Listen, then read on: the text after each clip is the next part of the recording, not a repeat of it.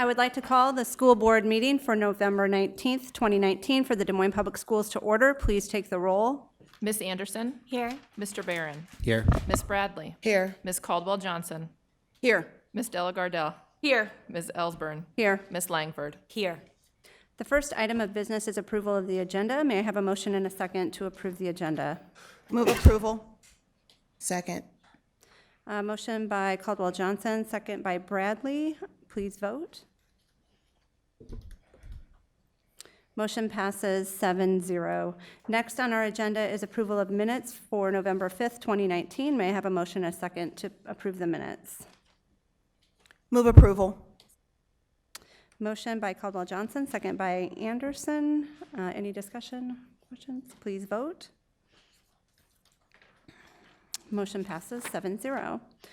Next on our agenda are consent items. We allow any person the opportunity to speak to the board for up to 5 minutes following the presentation of an agenda item. If anyone wishes to speak to an agenda item, please go to the information desk to sign up. Remarks must be germane to the agenda, and we ask that you avoid reference to personalities and character attacks, as those types of comments serve no productive purpose.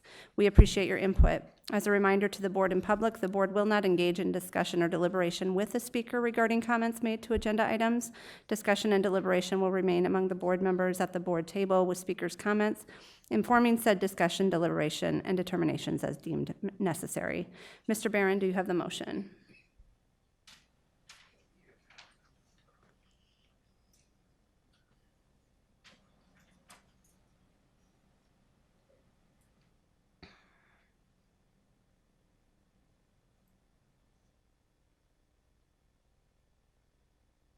I move that the board approve the consent items in accordance with the recommended action for each item on the consent agenda, including bills previously authorized, certified, and approved for payment by the board secretary in the amount of $4,120,474.79 and procurement card transactions in the amount of $539,345.76. Is there a second? We have a motion by Barron, second by Caldwell Johnson. Any discussion? Please vote. Motion passes 7-0. Next is a public hearing. The public hearing will come to order. Is there anyone wishing to speak to item E1, public hearing for B8334, Studebaker Elementary re-roofing project? Hearing no one, I will close the public hearing. Dr. Ahart, would you please introduce the matter? I recommend the board review the proposed plans and specifications prepared by Angelo Architecture for the roofing project at Studebaker Elementary School, hold a public hearing, and approve the plans. May I please have a motion and a second to approve the public hearing and superintendent's recommendation? So moved. Second. Motion by Langford, second by Delagardelle. Any questions or discussion? Please vote. Motion passes 7-0. Another public hearing. Public hearing will come to order. Is there anyone wishing to speak to item E2, public hearing for B8396, Hannawalt Elementary roofing project? Hearing no one, I will close the public hearing. Dr. Ahart, would you please introduce the matter? I recommend the board review the proposed plans and specifications prepared by Angelo Architecture for the roofing project at Hannawalt Elementary School, hold a public hearing, and approve the plans. May I please have a motion and a second to approve the public hearing and superintendent's recommendation? Move approval. Second. Motion by Caldwell Johnson, second by Anderson. Any questions or discussion? Please vote. Motion passes 7-0. Next, a public hearing. A public hearing will come to order. Is there anyone wishing to speak to item E3, public hearing for B8397, Phillips Elementary exterior masonry restoration? Hearing no one, I will close the public hearing. Superintendent Ahart, would you please introduce the matter? I recommend the board review the proposed plans and specifications prepared by Angelo Architecture for the exterior masonry project at Phillips Elementary School, hold a public hearing, and approve the plans. May I please have a motion and a second to approve the public hearing and superintendent's recommendation? Motion by Anderson, second by Caldwell Johnson. Any questions or discussion? Please vote. Motion passes 7-0. Next, we have a public hearing. public hearing will come to order. Is there anyone wishing to speak to item E4, public hearing for B8398 Central Academy ramp exterior masonry restoration? Hearing no one, I will close the public hearing. Dr. Ahart, would you please introduce the matter? I recommend the board review the proposed plans and specifications prepared by Angelo Architecture for the exterior masonry project at Central Academy parking ramp, hold a public hearing, and approve the plans. May I please have a motion and a second to approve the public hearing and superintendent's recommendation? So moved. Second. Motion by Caldwell Johnson, second by Della Gardell. Any questions or discussion? Please vote. Motion passes 7-0. And the final public hearing. This public hearing will come to order. Is there anyone wishing to speak to item E5, public hearing for a parking lot addition to Stowe Elementary School? Hearing no one, I will close the public hearing. Dr. Ahart, would you please introduce the matter? I recommend the board review the proposed plans and specifications prepared by Bishop Engineering for a staff parking lot addition to Stowe Elementary School, hold a public hearing, and approve the plans. May I please have a motion and a second to approve the public hearing and superintendent's recommendation? So moved. Second. Motion by Anderson, second by Langford. Any questions or discussion? Please vote. Motion passes 7-0. Next item on our agenda is item F1, Community Stadium Proposal. This is a discussion item, and I know we do have speakers signed up. I will remind that if anybody is wishing to speak to this item, there are cards at the information desk for you to sign up. And after Dr. Ahart and Mr. Good have presented, I will call up those speakers individually.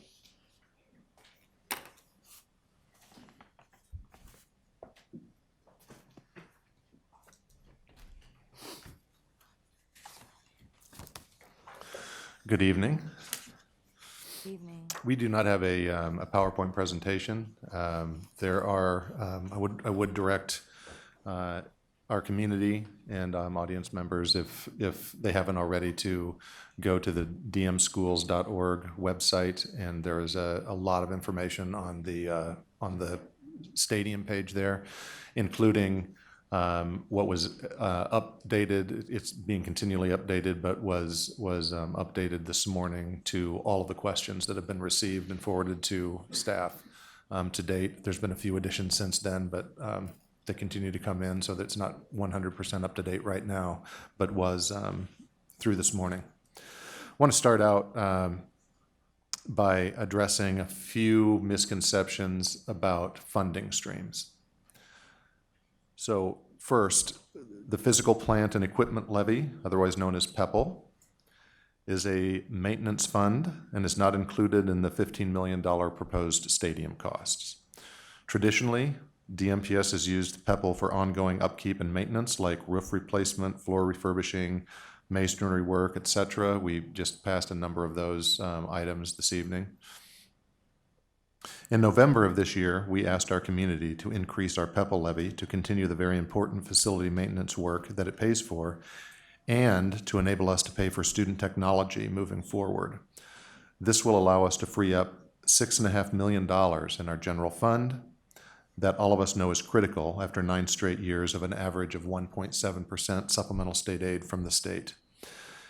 We will do with PEPL exactly what we promised our community we would do when we asked for that vote on November 5th, including reducing other levies to keep the total DMPS property tax levy flat. So I just want to make sure that people understand we will continue utilizing PEPL as we have for decades, literally decades, with the additional amount that we asked voter approval for to fund student technology moving forward, exactly as we had asked for in the ballot proposal. Next, general fund.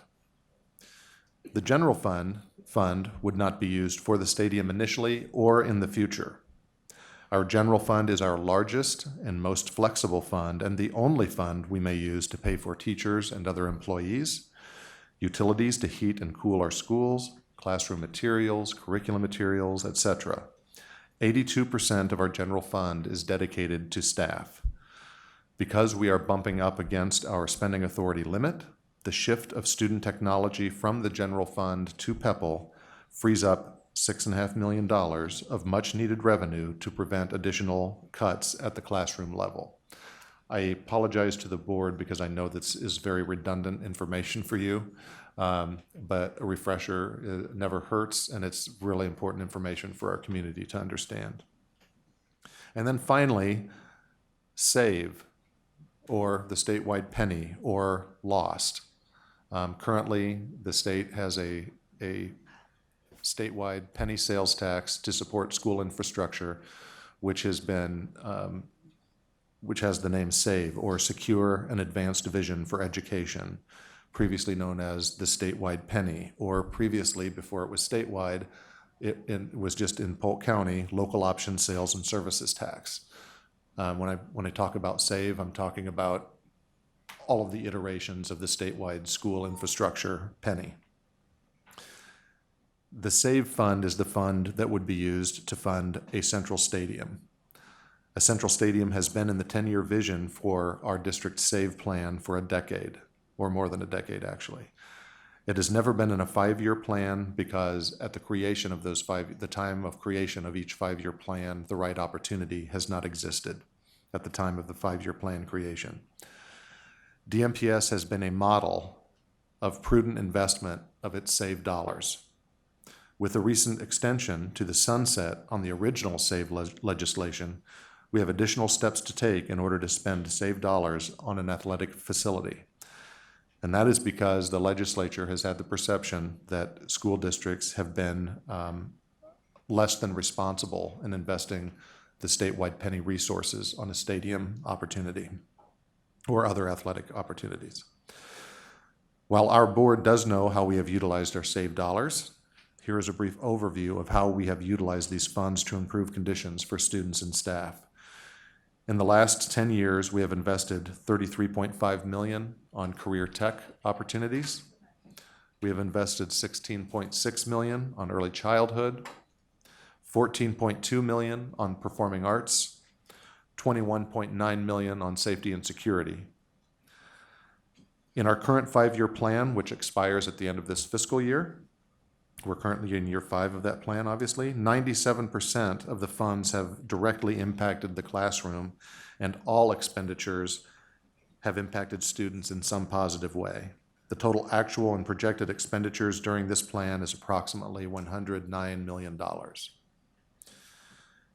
Next summer, as a part of the tail end of this current 5-year plan, our high schools will be impacted to the tune of $10 million on a variety of different projects at each of our high schools.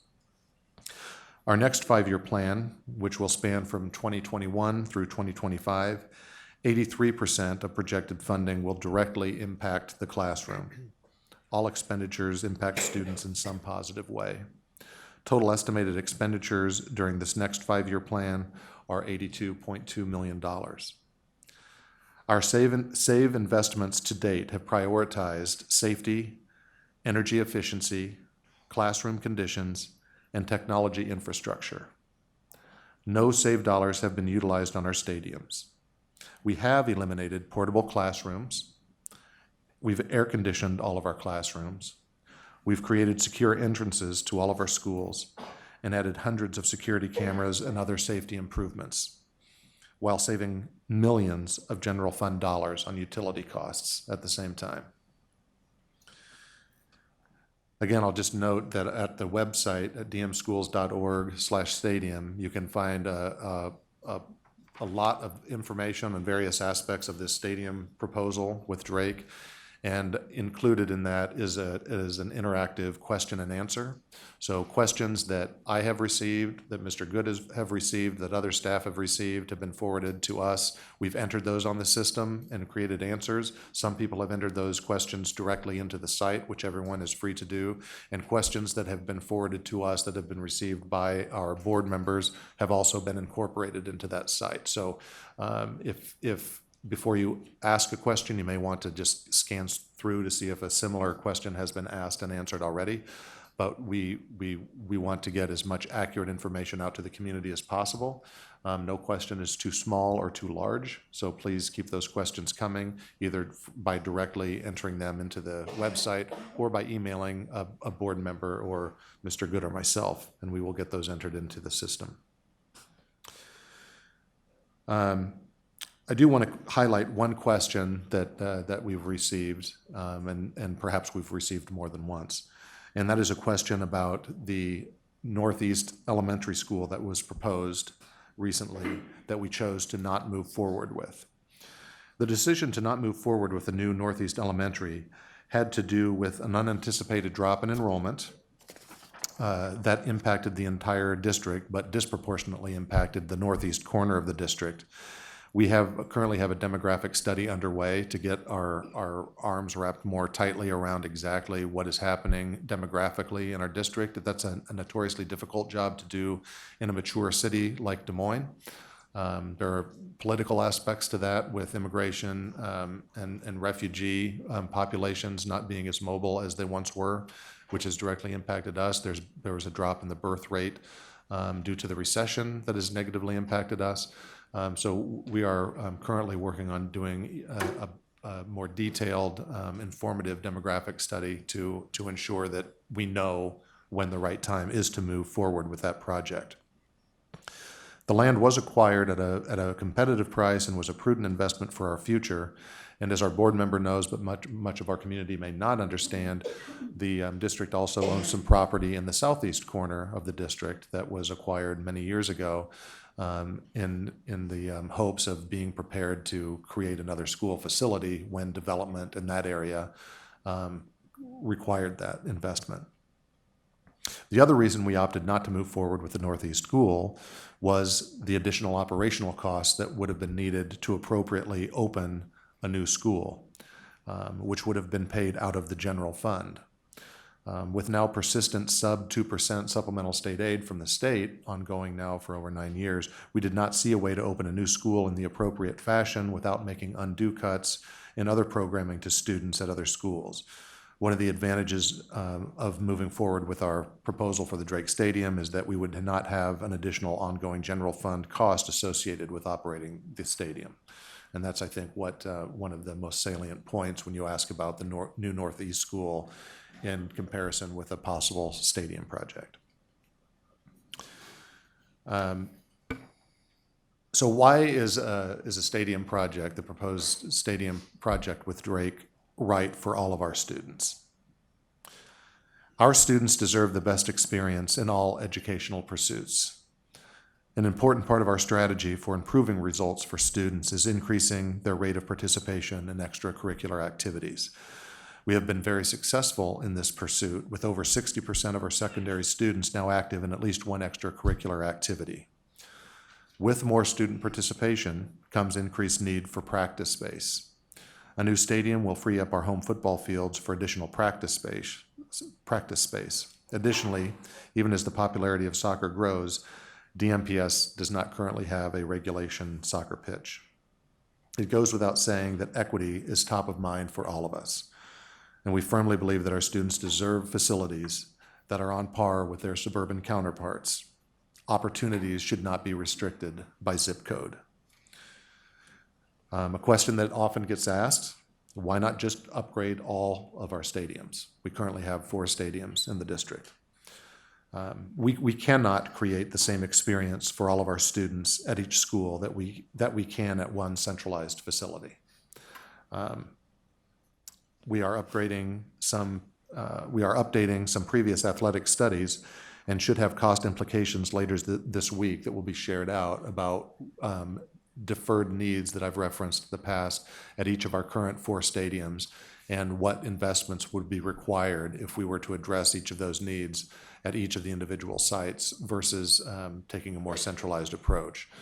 We have numbers that we could have shared that are now outdated because of the time when the study was provided, and there are some inflationary factors that make those numbers inaccurate now. So those are currently being updated and will be shared with the board prior to the end of the week, and will also be made available to the community, I should add.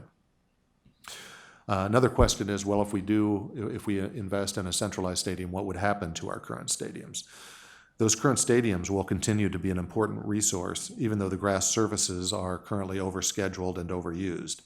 There is not time for our grass in our current stadiums to recover to use them for both practice, especially when the weather does not cooperate. So we can't use those as much as we would like for practice, and also have those ready for competition conditions. But our current stadiums will continue to be an important practice site, as well as potentially used for lower level games. They will also continue to be utilized for track and field practices and competitions as they are now. There are scheduled upgrades to each school's tracks at each of our 5 tracks in the next 5-year plan. Next, why is the relationship with Drake important to a potential stadium project? Des Moines Public Schools and Drake University, as many of you know, go way, way back together, back even to the establishment of Des Moines Public Schools itself. It was president of Drake, Hill M. Bell at the time, who was a leading advocate for merging the neighboring school districts in order to establish what we now call the Des Moines Public Schools or Des Moines Independent Community School District. Dr. Bell said back in 1907, "It is certainly futile to think of a great city here if one portion of it selfishly ignores another portion. And I submit to you that selfishness is the only consideration that would permit the people of any district to use their influence against consolidation of a greater Des Moines school system." So fast forward that discussion back in 1907, fast forward over a century or so, and the relationship between our 2 capital city educational institutions has continued to grow and deepen in many forms. DMPS and Drake created a Master's of Science in Education and Culturally Responsive Leadership, which is a degree specifically designed for Des Moines school teachers. That was a result of our groundbreaking Blue contract a number of years ago. Drake University's Knapp Center hosts the Unified Sports Games, a partnership between Des Moines Public Schools and Special Olympics for disabled and non-disabled students to compete together. For more than a dozen years, Drake Stadium has been the home field for the Roosevelt Rough Riders football team. DMPS, Drake, and DMAC formed the 3D Coalition a number of years ago to identify, educate, and hire more minority teachers. Drake School of Education has been a key partner in the work of Des Moines Public Schools, supported by the Wallace Foundation to develop school principal leadership. An entrepreneurship program established between Drake and Hoover High School's STEM Academy fosters students' business skills. Drake, Principal Financial Group, Des Moines Public Schools, and the Community Foundation of Greater Des Moines implemented a pilot program a few years ago called the STEM Pathway Initiative to help low-income students with education and careers. The Wanda Everidge Academic Success Symposium, sponsored by Nationwide Insurance and the Drake University School of Education, works with students of color to plan for college. Drake Bulldogs regularly show their support for neighborhood schools, from joining in clap-ins on the first day of school to being mentors and reading buddies.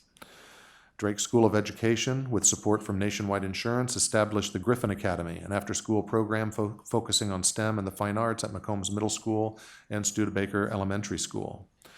Drake education majors serve as tutors, working with students at DMPS elementary schools. Drake's Harmon Fine Arts Center has played host to programs sponsored by Movement 515 at Des Moines Public Schools, from poetry slams to its annual Teen Summit. And finally, the new Boys and Girls Club at Drake University provides programs and services for many Des Moines Public Schools students from a variety of our campuses. A couple of other details that I've added in response to some perceptions or misperceptions that we're receiving from various members of the community. The proposed stadium agreement would provide Des Moines Public Schools use not just of the new community stadium, but also Drake Stadium for no fee. Currently, we spend nearly $25,000 for Roosevelt to use Drake Stadium for their home football games. This savings would be used to offset any additional transportation costs incurred associated with the central stadium, since the home team would need to transport players, cheerleaders, band members to the site, much like Roosevelt already has to do for its home games. An additional advantage is that Des Moines Public Schools would operate its own concessions in the new stadium, allowing our booster clubs to maintain this important revenue source, one that currently Roosevelt is not able to do because of Drake's contract with Aramark at Drake Stadium. The stadium would be located on a college campus, and this is an important one to me, providing the opportunity for DMPS to have thousands of students on a college campus on a regular and frequent basis. This opens the door to our students seeing themselves as belonging on a college campus, as being part of a college community. The ultimate goal of any activity is to create and foster a sense of belonging through a developed sense of self-worth and efficacy. We can tell students about college, or we can take them to a college campus and allow them to experience that environment for themselves. The stadium project would offer another opportunity for the latter. Finally, and then I'll turn things over to Bill if he has additional details to fill in if I've missed something. The importance of creating positive learning experiences from a facility standpoint is well documented, but not more important than the teacher in the classroom. The teacher in the classroom far exceeds the value of bricks and mortar. The local option sales tax was approved in 1999. Since then, DMPS began receiving sales tax revenue for school infrastructure in July of 2000 and has spent $631.3 million on school buildings and facilities throughout the district. Every single one of our buildings and every single one of our classrooms has been significantly impacted in a positive way. During the life of this funding source, going back to July of 2000, no dollars have been devoted to stadium improvements. We believe that this once-in-a-generation opportunity makes this the right time to address our stadium needs that will serve the entire district and community very well for decades to come. Said very well. I don't have any further comments. So with that, I'm going to go ahead and call speakers that we have signed up. One more time, I will remind anyone wishing to speak that we do have cards for you to sign up. Linda Westergaard. And please come to the podium, state your name and address for the record. Everyone has up to 5 minutes, and Aaron will be the timekeeper and will indicate your time. Thank you. My name is Linda Westergaard. I live at 4009 East 23rd Street in the city of Des Moines. And I'm here tonight just to express to the school district the disappointment that we as residents have regarding the lack of transparency. I was here, I spoke many times before the school board, how many ever years it was when the school district decided to close our schools on the east side of Des Moines. I'm here tonight because we have schools that are very crowded. Garton and Brubaker are at their capacity, they're over their capacity. We needed our northeast side school. It's disappointing to me that we have to learn about the school district's decision to not move forward with the building of that school by having to open up the newspaper and read it. I also, for full disclosure, am a representative on the Des Moines City Council, and I represent the northeast quadrant of the city. And it's disturbing, and I hear from parents every day about how crowded the schools are. And Mr. Good, you came to our neighborhood meeting and you got everybody excited about this new Northeast school. Everybody was looking forward to a school. And again, only to open up the newspaper to learn that it had been shelved. I'm asking the school district to please work with the city of Des Moines. We're your partner, and we should be working together to come up with solutions for our kids. And the residents, I've received calls, why are we spending $15 million on a stadium when you can't build our school? And we just need to have those conversations about what pots of money they were coming from, but we need to figure out a solution.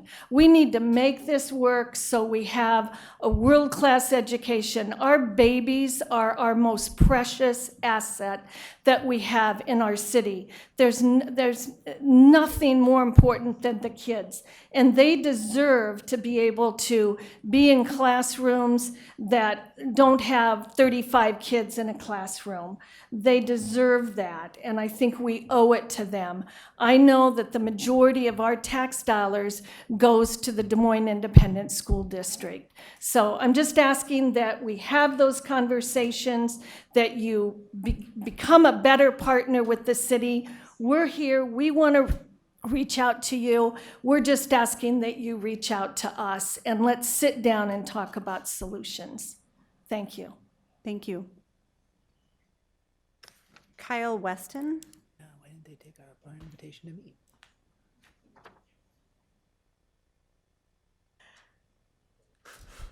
Hello, I'm Kyle Weston. I live in 1811 44th Street and a student at Roosevelt High School. I'm here today speaking because when I looked up my phone last week, we found out that we were building a $15 million new stadium, only for Drake to contribute only $5 million of the total $20 million project. Our schools are in disrepair. Class sizes are too immense. Teachers are having to struggle between balancing relationships and with their family and mental health with actually trying to maintain their classrooms. These are things that we should be prioritizing. And simply seeing the image of a $15 million stadium does not accurately reflect our district as a whole. It doesn't accurately reflect what we are currently trying to deal with within the classroom. Teachers are stressed out, and there's no support staff to help them. There's no school specialists that they can even reach out to. Counselors are busy year-round scheduling, where they're more commonly known at Roosevelt as schedulers. We don't see them. I don't even know who my own counselor is, simply because we don't know who they are. Additionally, counselors are working lunch staff at Roosevelt, which means they don't have time to eat lunch. They're given a 30-minute block for lunch, but they're either forced to work while eating or not eat at all. This means that counselors are already stressed. So when teachers or students try to reach out to them, they have to prioritize what they need. And ultimately, eating is going to be a priority for our counselors, which means they're going to have less time to talk to staff and students. But when staff try to reach out to these counselors, they're often busy. So staff have to take a day off to go reach out to a psychiatrist or a doctor for any sort of need. But unfortunately, the district doesn't have any sort of method for them going out. Because while there are substitute teachers, often teachers have more work after substitute teachers are within the classroom, which builds up their immense amount of time that they work. Simply one body of evidence under the new SRG grading scale takes 2 hours for one class to input into Infinite Campus, not to grade. 2 hours for 3 bodies of evidence for one assignment. This is simply ridiculous. Our teachers are taking all of their work home. And when Roosevelt administrators try to tell teachers they should just leave it in the classroom, well, then they're falling even further behind than they are. And that's why Roosevelt administration is getting angry at our teachers. Because Roosevelt administration cares so much about our own image that they're afraid to admit that we don't have our own resources. Which is why I'm trying to reach out to you today. That we need to address the issues within Roosevelt before we try to build a stadium. Because if we have, when I reach out to teachers and they say they are close to having a teacher strike because of all the issues within the district, now is not the time to build a stadium. Now is the time to go back into the classroom. And school board members, I don't know when the last time you've been in the classroom or tried to lesson plan, but I would strongly encourage you to invest into our community. Go to a teacher, sit in the classroom for a day or a week, try to lesson plan, talk to them, try to see what is actually happening within the classroom, because you'll see overpopulated classes, them putting an immense amount of hours within the classroom and at home just to try to make things work. This is not the model for urban education. We aren't building relationships, teachers aren't building relationships with our students. And SRG is just a longer form of method for teachers to spend more time. So when we tried to build a new stadium, I would appreciate a stadium. I'm in the marching band. I would love to cheer the Rough Riders on in a brand new stadium, but now is not the time. And while Superintendent Ahart said that, just to clarify, said that we transport all of our students over to the stadium, this is not actually true. Band members transport themselves with their instruments, and we have our own trailer that we fundraise for, that we get a volunteer parent to drive over to Drake Stadium because we cannot afford it as a district. Simply, we have a saying in debate: whether the weather is cold or whether the weather is hot, we'll be together whatever the weather, whether we like it or not. School board representatives, we are going to be together. And while I only have a year and a half left in high school, I'm going to have to live through it. So maybe instead of considering a brand new stadium, we consider reinvesting into the schools, reinvesting into the schools that already are mice infested, have mold, and are leaking from the ceilings. These are not the schools of these are not the schools of our urban education. Instead of being the model for urban education, we're becoming the model of deteriorating education, which is why we must not build a new stadium and instead look towards our own schools. Step inside the classroom and please look to every single option before you look to building this new stadium. Thank you.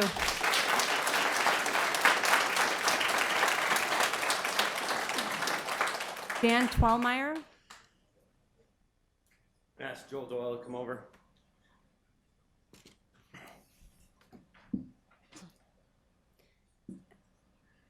I'm Dan Twellmeyer.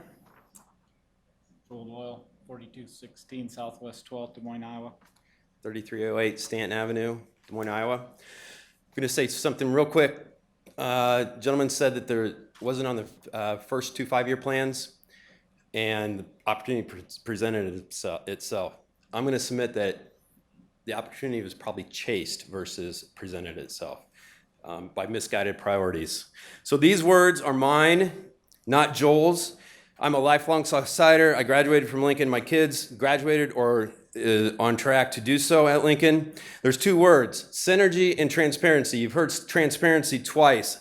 I don't have time to unpack synergy or lack thereof, but I would love to do it with some of these ADs that are probably in a state of frustration as well. I'm not anti-sports. I coach, I officiate, and I spectate high school sports. I'm going to refer to our committee as FAC going forward. I missed the first meeting. February 13th, these are dates on the minutes on the website. Jason Allen came to our meeting, indicated $40 million of athletic needs. $16 million of that was towards a downtown stadium to be built on the DICO site. Page 26 of your needs assessment, it's a 2019 document, you can find that number. Bill Good then stated, kind of a thanks but no thanks for coming. We don't have money to fund any athletics, not only the stadium. I went away very disheartened as a parent of an athlete, but it was time to move on. March 6th, Bill tells us, well, there is some money for athletics. And internally, I'm like, huh, what? Okay, I knew not the stadium, but there was some money. So then we got the $300 million needs list, okay? The big needs assessment list document that I referred to previously. April 3rd, this time was mostly spent at Wright Elementary with a tech person from DMPS and learning about PEPL. Bill then also summarized at the end that there's an $82 million budget, 5-year plan coming, $64 million allocated towards projects with a 10% contingency. You do the math, that leaves about $10 million where that's going to be accounted for, I'm not sure. April 22nd, we get an email that we received the next 5-year plan draft. I went line by line looking to really do kind of the advisory work that I thought we were going to do. But be that as it may, there was a lot of hard costs, I call it. Concrete, electrical, HVAC, all that kind of stuff. Well, there's some variables too because there's athletic stuff and there's some other little things. So I'm like, okay, there's going to be some discussion at the May 15th meeting too. And we get that and we arrive at our last meeting. I'm really ready to kind of dig in and provide some input and whatnot. We get asked 2 questions towards the beginning. Do you support PEPL to be put on the ballot? Yes. Does the committee wish to move this plan forward? And I'm just like, what are we talking about? Are we ready? We haven't even discussed. So I started asking questions. And again, it goes back to synergy, and I don't have time to unpack it. But at the end of that, I asked the questions and questions and questions. Another member responded, really? After I asked this question, and it was about the potential of building the downtown stadium again. That came up. Bill said at that meeting there was a 70% chance within the next 2 to 3 years that we were going to build a downtown stadium at that DICO site. Now, mind you, that 5-year draft plan that was submitted to you in July did not have anything about a DICO stadium. Okay, nothing about a DICO stadium, nothing obviously about a Drake stadium. So we were left with to reconvene if we needed to. September rolls around, DICO stadium possibly, nope, didn't happen. So go to last week, the big splash happened. You guys didn't get wet, but you guys are all muddy because of, I believe, the irresponsible actions from these guys. 2 things. President Martin said in the press conference last week, over the summer, Tom really had the opportunity to do something special. Over the summer, we were not notified of this. You guys weren't notified of it. I heard that it was a 24 notice before you guys even heard of this. Bill, AD from Drake, Brian Harden says, Bill, this stadium will be built because of you. And that is very true words, very true words. So I apologize on the back for these 2 that you guys have to deal with all the mess now that has become of this, that you guys have to kind of fight off because of questions from the media and whatnot, and that shouldn't happen. Thank you for your input. Isabel Brace.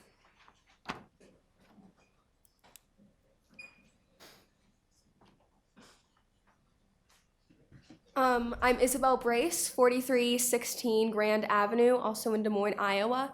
I'm also a student at Roosevelt High School and Central Academy, and I just want to express how frustrated I am. It feels like there's an absolute disconnect between what is happening in the classroom and what students like me have to deal with on a daily basis and what the school board is talking about. There are mice in our classrooms. You will not go to any classroom in Roosevelt and not see several mice traps. It's disgusting.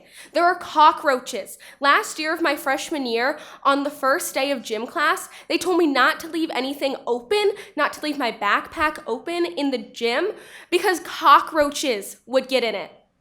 On top of that, we're constantly afraid that we're going to get stolen from because there's absolutely no security in locker rooms, not to mention band rooms or orchestra rooms. The band room at Roosevelt was robbed from.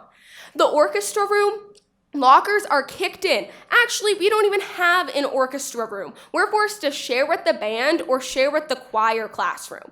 I'm also on the speech and debate team, and we had a little shoe closet to keep all of our things in, and we were recently taken out of it because there's not enough room for everything at the school to function.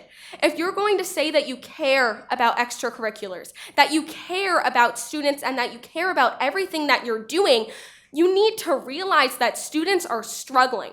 We're struggling with the fact that there's not enough classrooms, and those classrooms are overcrowded and, quite frankly, disgusting and falling apart. There's mold, there's leaks, there's mice, there's rats, and there's not enough room. When teachers are having to deal with over 30 students in their classroom, when there isn't even enough desks, that's a fire hazard, not to mention not a healthy environment for learning. I'm standing up here because I care about my education. I'm not standing up here to complain. I'm standing up here because I care. And I want better for me, but more importantly, I want better for all the kids who are in middle school and who are in elementary school, because this is not fair. That's what it comes down to. If we're going to have all of this funding, if you're going to put all this money into a $15 million stadium, maybe you should be thinking about what you can do to really improve the classroom. You've done all of these things, which really are fantastic, but it's not enough. If we're going to want to compare ourselves to suburban schools, we shouldn't have rodents in the classroom. We shouldn't be having to share spaces. It shouldn't be a commonality that teachers are sharing classrooms. It shouldn't be common that students just don't have desks, because that's outrageous. That's what it comes down to. This is outrageous. And while I support sports, I absolutely do. I enjoy going to football games. I have friends who are in marching band. I have many friends who play sports. We have bigger issues. We have bigger security issues. On top of that, we should be moving forward to make our schools more environmentally friendly. If we're going to compare our schools to other Iowa schools, the Iowa City Community School District has already passed major resolutions to make their schools more carbon friendly. If we're going to want to compare ourselves to them, we need to get rid of mice, get rid of cockroaches, get rid of overcrowded classrooms that make it so that teachers can't even teach. They can't. It's impossible. They can't have one-on-one relationships, which we all know are absolutely crucial to a whole education. It's just outrageous, and I can't explain how frustrated I am.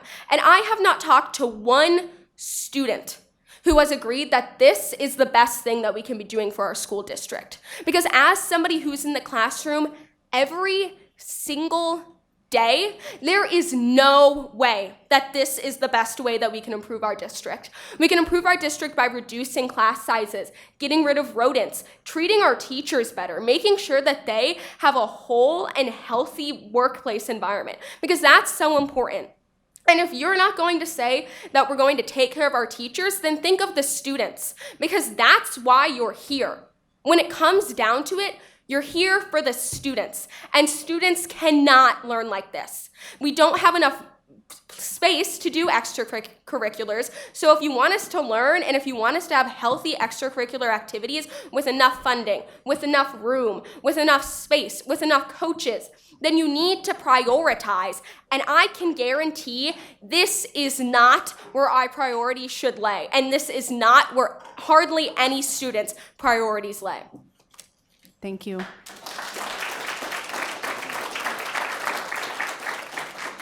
Michelle Huggins.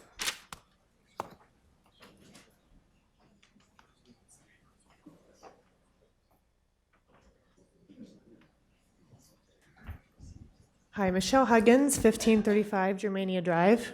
I have a little bit of different take this evening. I'm here to show our family's support for the continued partnership of Drake and DMPS, and specifically for the DMPS Community Stadium at Drake. Our twins, Finn and Isabel, who are active and involved in 7th grade at Merrill Middle School under the leadership of Kate Pennock. Our daughter Isla is a 1st grader at Perkins under the leadership of Michael Derrick. In addition to running the Perkins PTA Carnival, at the largest fundraiser for the school each year, I host an annual fundraiser for Perkins in our home every fall to help families in need at Perkins. We are also a Ryder Club softball family, utilizing the softball fields, weight rooms, and gym space at Roosevelt as future Rough Riders. But we also pay time for other facilities in the surrounding communities because we don't have enough facilities here in our district for everyone. My husband serves on the Polk County Early Childhood Iowa Board, which works to ensure that all children have access to early childhood care and preschool education.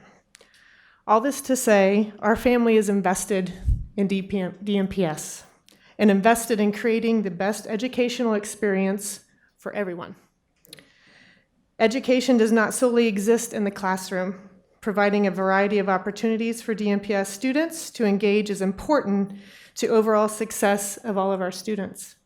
Those opportunities live in many places. They live at the district science fair, where our twins learned that they will be competing in the district finals. They learned that last week. Go Merrill.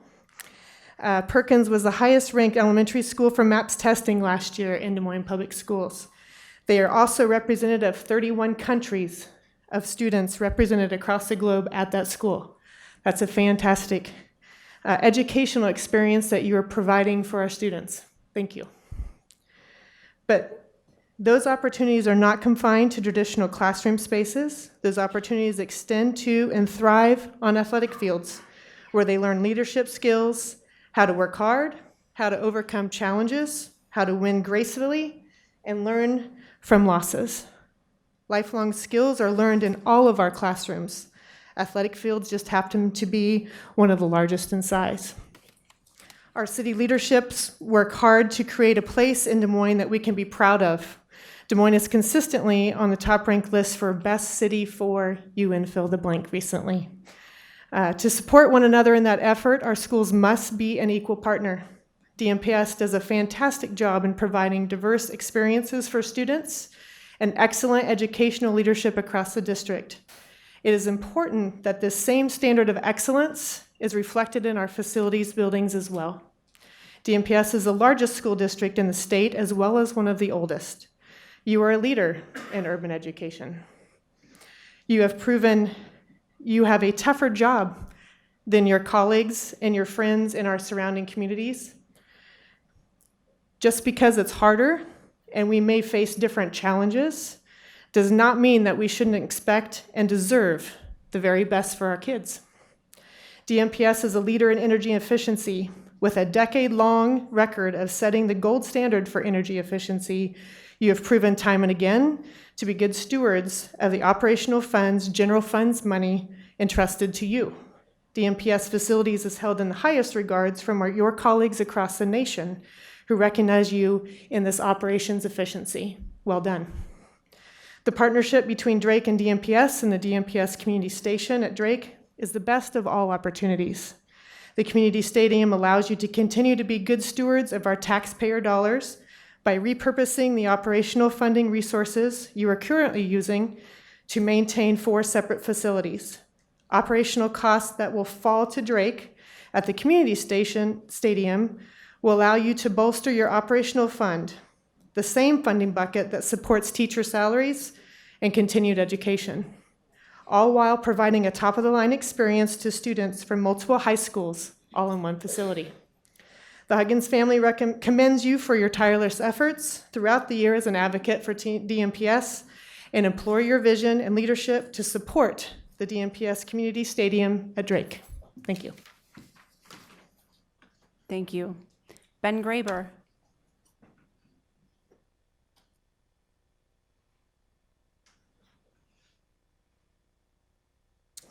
Good evening. Ben Graber, 3839 Lanewood Drive, Des Moines, Iowa. Board members, I would like to tell you that the North High School community is incredibly excited about the possibility of a new stadium to serve soccer, football, cheer, dance, and band. I'm the principal of North High School, and I can tell you our schools buzz. The student athletes and the students are excited. When they ask questions, we show them pictures up on our TVs of what this proposed stadium is going to look like, could potentially look like.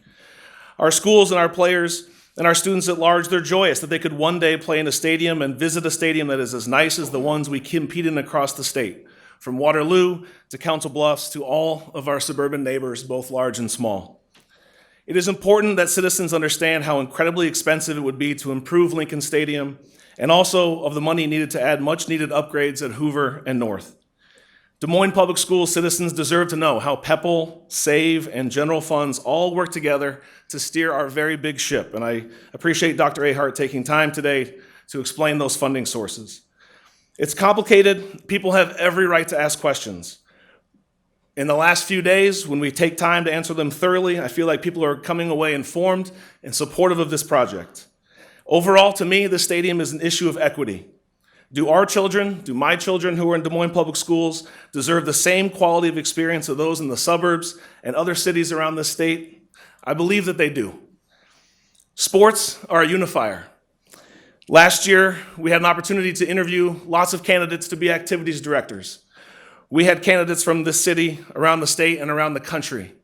Candidate after candidate in the interview process talked about the data that shows kids who are involved in activities have higher grades and fewer behavior referrals.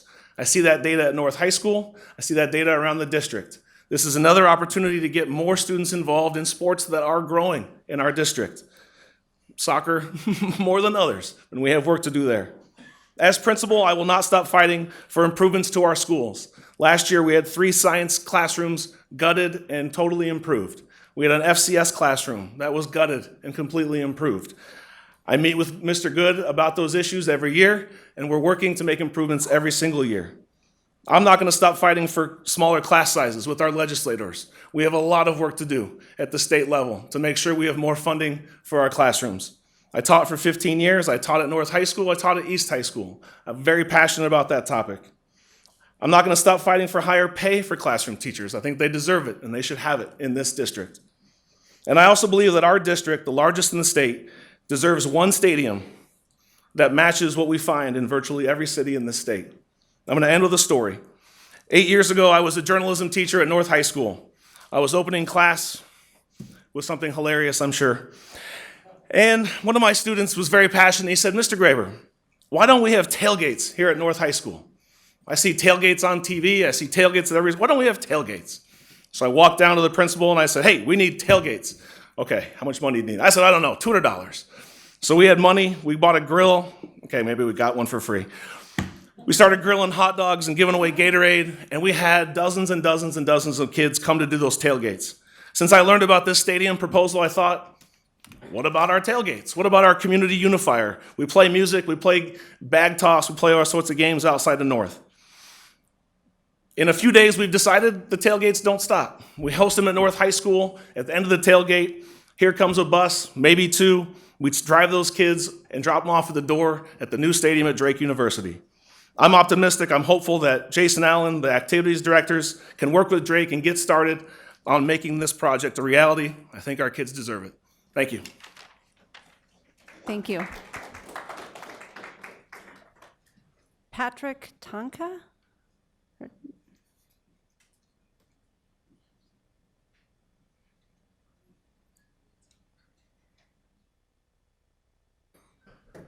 Good evening, members of the school board. Dr. Ahart, my name is Patrick Tomka. I'm at 5201 Schreiber Avenue in Des Moines, Iowa.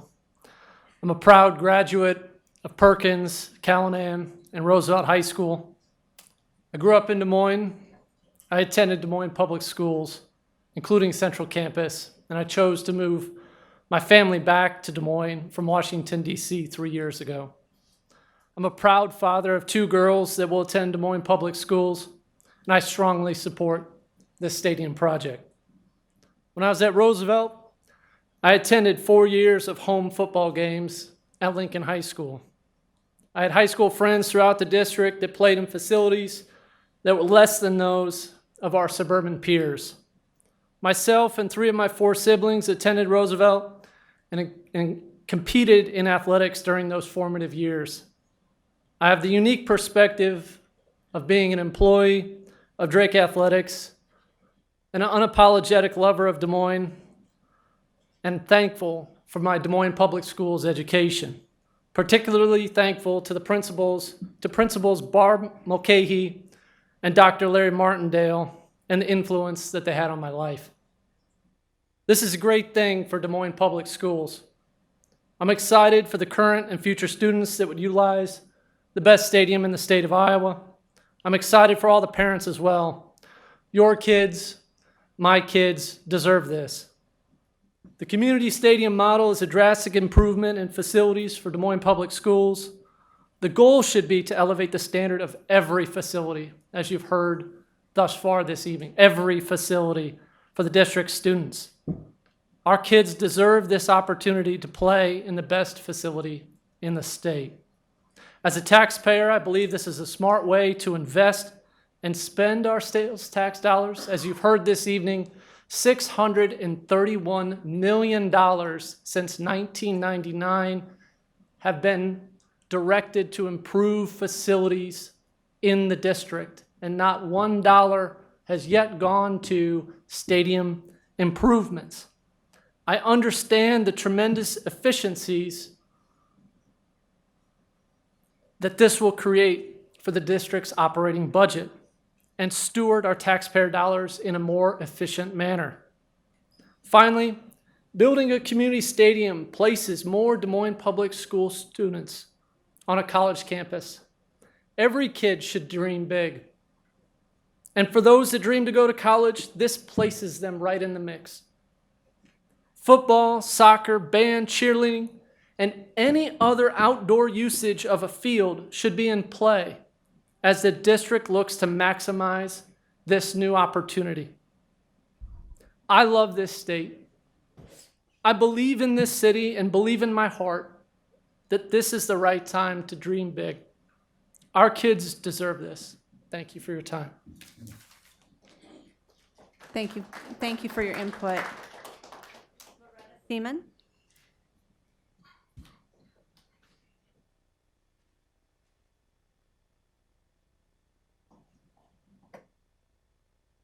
I'm sure you all wonder why I'm here since I'm from Clive, Iowa, and I was on the West Des Moines School Board. I'm here to tell you thank you. I know what it's like. You have the largest district in this state. I was raised in Park Avenue Elementary and Lincoln Junior High before most of you were probably born. I was trained at Drake University. All I ever wanted to do was be a teacher in Des Moines, Iowa, and I had that privilege. I taught at Irving Junior High, which some of you may not know, no longer exists. But I had the best students in the world. I had the best teachers standing beside me, and we had classrooms of 30 and 35, and we still worked with our kids. And we didn't have a fancy building, and I feel bad for what was said tonight, although being a debate teacher, I would really like to have those two students in my class. I think that sometimes we believe the smaller the class and the fancier the room, that it's important. What I've heard for the last few days, and being on a school board and knowing that there's Fund A and Fund B and they cannot be shared, is very difficult for parents and people to understand. And so we fight that battle all the time. So when they say they'd like to stop this so that they can put it here, we can't. And until the parents and the students, and there are some here that want to, go up to the legislature and meet with your senators and meet with your representatives, this will not change. So these people sitting in front of you have to make a decision. But I will say this, we built a stadium in West Des Moines. Waukee built a stadium in Waukee. Johnston has one, Ankeny has one. The Des Moines students deserve the same. They have to come to us, and they play on our fields. They have a right to have the same thing. The children in Des Moines are no different than the children in West Des Moines, Waukee, or Urbandale. I taught at East. They're no different than your East High kids than Valley kids. They have the right to dream. They have the right to have that chance. Drake University is giving them land that I park on right now for the games. They are giving them land. They want to be part of them. But I want you to know, as an alumni board member, we have come into the schools, we have mentored kids, we have worked with kids. We have been everywhere that we can be as a university to help children, because that university, led by a new administrator, Marty Martin, believes in kids. They believed in it when they put Boys and Girls Club there. They haven't stopped. They're continuing to do this. They want to be a partner. You have Grandview University on the other side that partners with East. So you do have people who care. If you have needs that can't be fulfilled, you need to call on us. Because many of us who live in these suburbs were raised, born, and trained in Des Moines. So thank you for what you do. I know this is a tough decision, but you need to know that people do care, and you need to know the classrooms I've been in, speaking to the children I've spoken to, there are good teachers and very, very bright students. Thank you.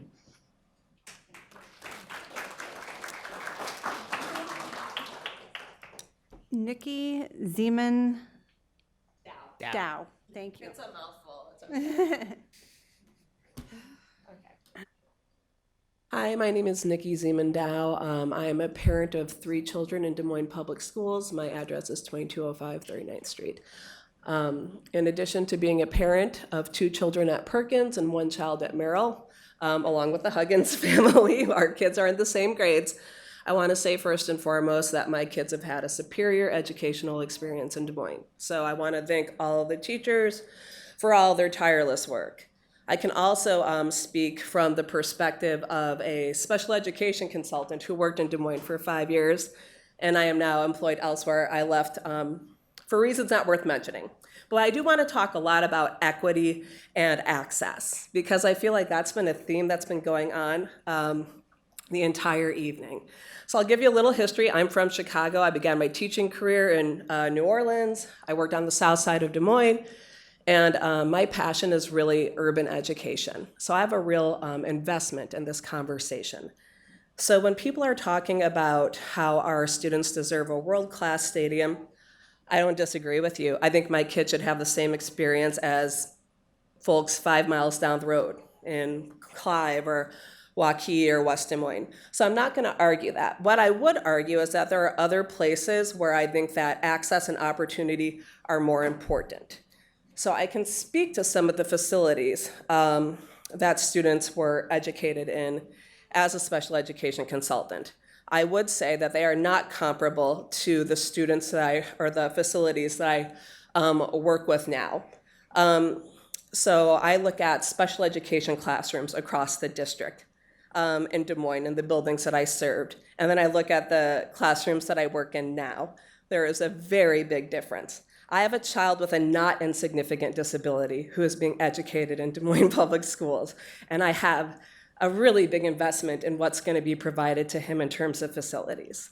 If you were to go into what sometimes people talk about, like a level 3 classroom in, I don't know, Norwalk or Waukee or wherever, students might have access to like a kitchen or have a way to learn life skills. If you were to walk into many classrooms in Des Moines that service those students, you would see inadequate facilities. You would see some students being educated in a former janitor's closet.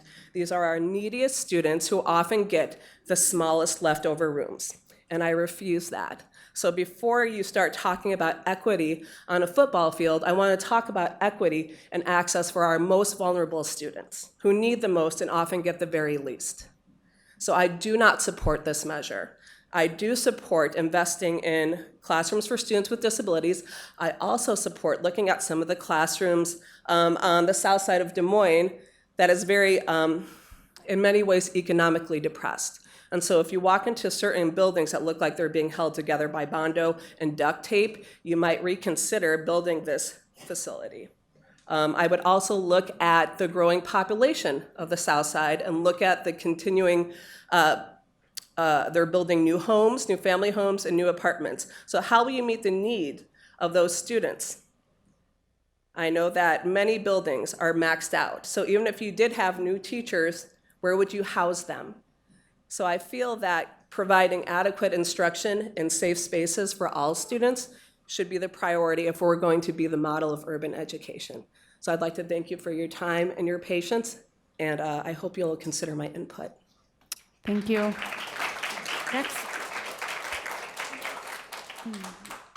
Next speaker, Luis Arredondo. And if you could please state your name and address for the record.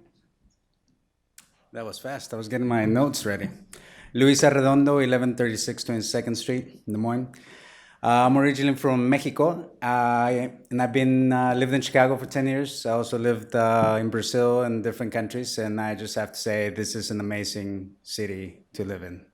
My kids are Des Moines Public Schools.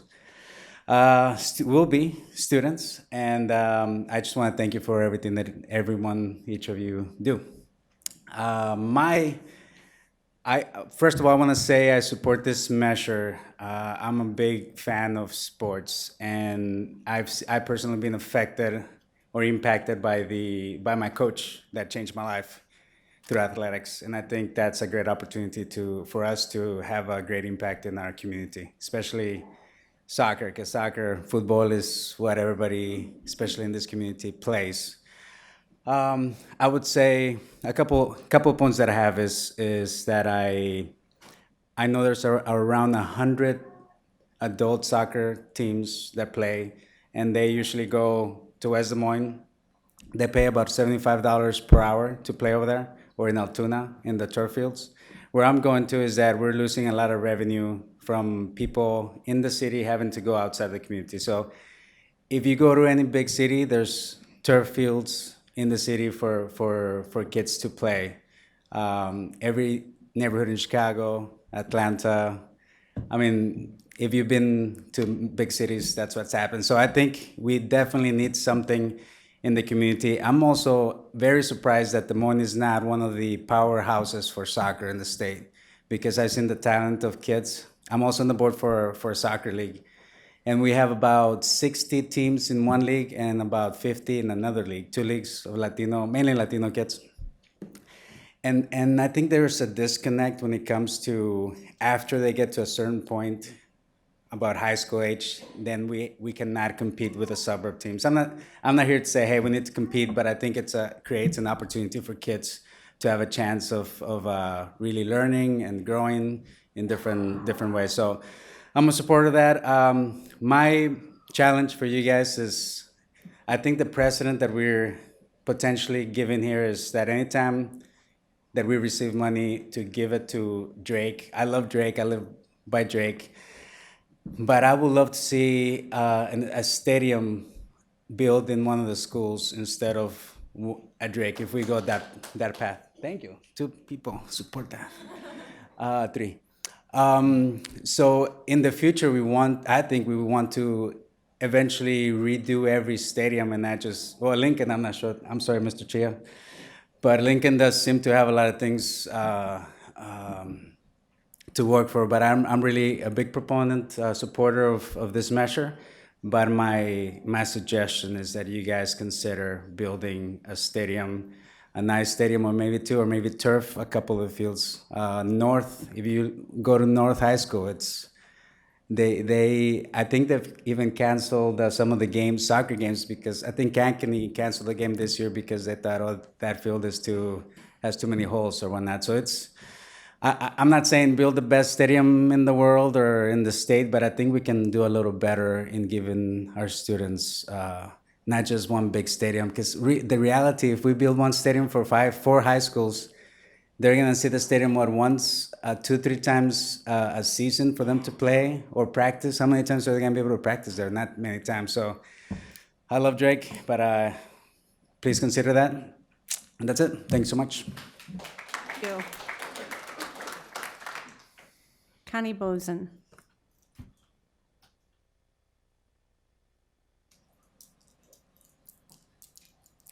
Connie Bozen, 3011 Donnelly Court, Des Moines, Iowa. I originally came for another item on the agenda, but I thought I would talk to this. The proposition before you on the proposal for the stadium, we have talked about that, being a former board member for, I know it's been numerous years. There's been a lot of talk about DICO, and I know that was a spot they all talked about.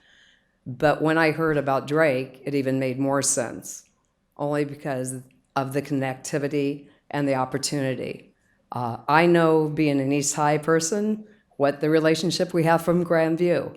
If it hadn't been for Grandview joining us, East High would never have had the artificial turf and some of the improvements that were made. A lot of the improvements that were all made, which were always because we did fundraising. But again, the synergy between the 2 schools has made our stadium, I say East High Stadium, the best one in the city. I guess it was 20 years ago, almost probably tonight, when we had I think it was November 19th, we passed the sales tax. I worked tirelessly on that, going door to door, telling the people in the community that we're going to put the money towards our schools, and that's exactly what we did. Every other district put money towards stadiums, to extracurricular things. We put it where we said we were, and I'm very proud of that fact. We've all had tough decisions, having sat in your seats, and I think that we have continually focused on what we felt was the best for the students in the school setting. So I look at this as, yes, it's great for Drake. I think it's great for Des Moines public schools, but also, the most important, I think it's great for the students. So I just want to thank you, and hope you, when you see all the numbers and the facts and all the information, will make the best decision for the students. I don't know if I come back up. Thank you. Should I come back up? Yeah, you can come back up. Did I miss any speakers? I don't have any more cards in front of me. Is there anyone else? For the stadium issue? come on up and state your name and address for the record. And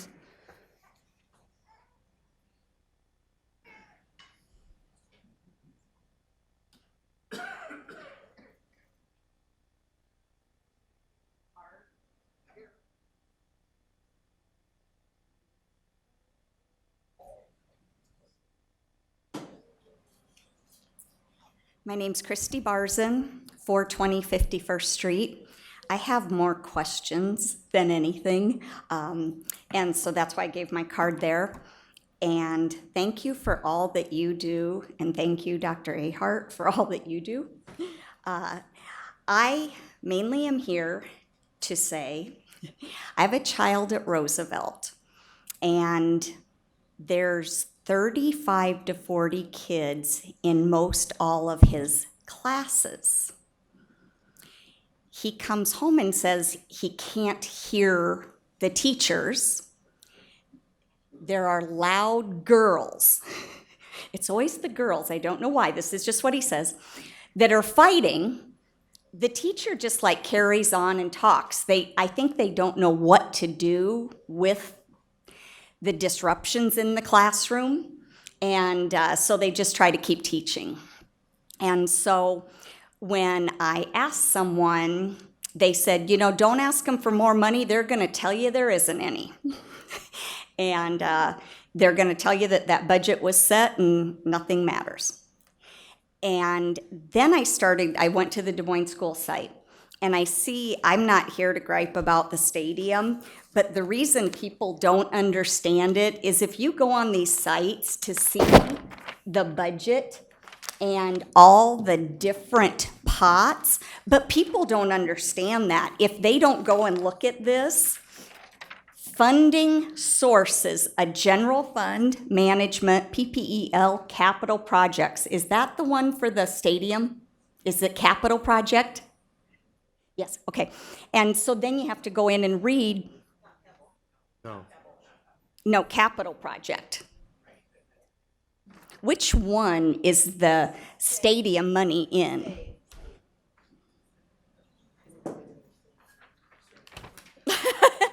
But it seems like then as you read further, okay, general fund is only for this. And again, people don't understand this, so somehow you need to communicate that, because they're thinking you're taking money from the kids, but you're saying, no, this is a different pot. But who put money in the pot? Is it my taxpayer money? You know, where'd that pot come from for the school to spend? They can't spend it on the kids. They can't spend it on the mold at Roosevelt, but we can, you know, you see that I just am trying to share with you. And even tonight, I went on Infinite Campus and everywhere. They don't even communicate about these meetings. You know, I had to go to Des Moines Public and into the school board. So, and then under school board, there's a whole bunch of things, but there's, here's what we believe. Boom, boom, boom. But the first thing that supposedly you believe is students first, to have an education that you can go out into the world and be a productive citizen. The second thing's teachers. That was the second on the list. And right now, my kid isn't able to learn you know, he comes home and this is just what he's telling me. And transparency, I've been asking so I could come to that Saturday meeting with numbers. No one will provide them. And I've spent hours on the Des Moines website. I can't find them. But I'm somehow told that there's 100 to 200 additional students at Roosevelt. I don't know if I'm right. You guys, please tell me where to find it. And then in this site I was looking at, under ISFIS, which was an attachment under school board, it says that there is money if the numbers are higher. So who has that money? Where do I go? Who has this information? And but apparently 35 teachers left Roosevelt very unhappy, Only 5 had to be cut.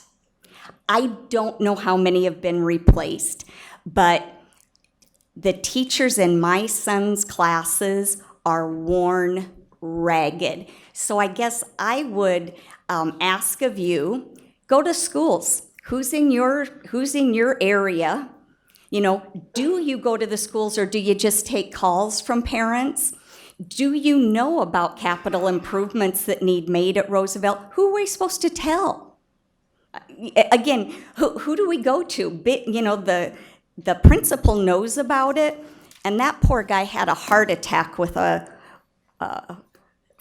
bypasses over the summer. And I think it's because 35 teachers quit, 5 got cut, and he's got 200 more students.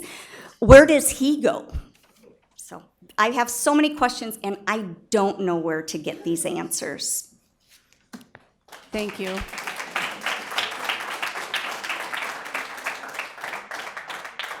Are there any more speakers? Okay, now I will open this up to board questions and discussion. Anybody? I have a question. Ms. Anderson? My question, let's see. Moving forward, how will you engage the community in order to gain their approval? Will you hold public meetings?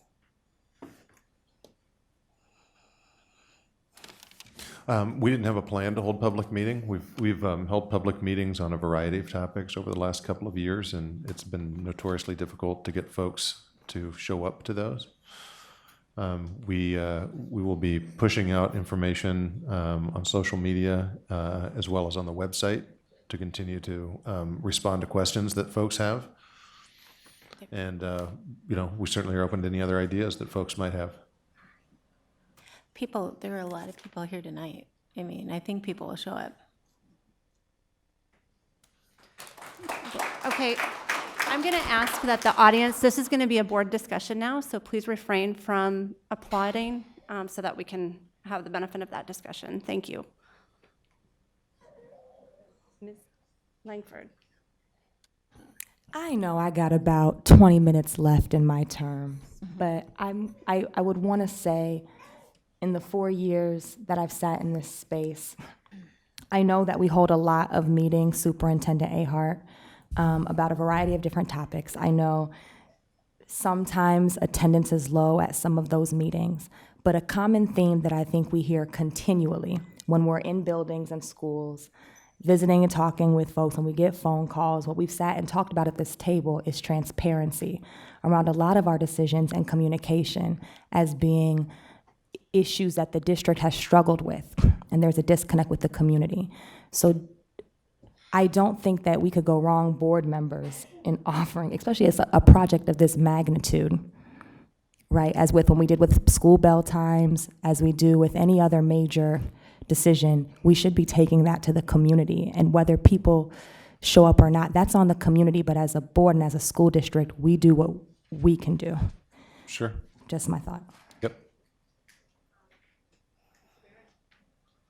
Well, this has certainly been the running theme of my life for the last week or so, as I think it has been for my colleagues since the announcement was made. And so I've been giving a lot of thought, and I've been trying to respond to the people that have written to me. I don't have any further questions for Tom or Bill.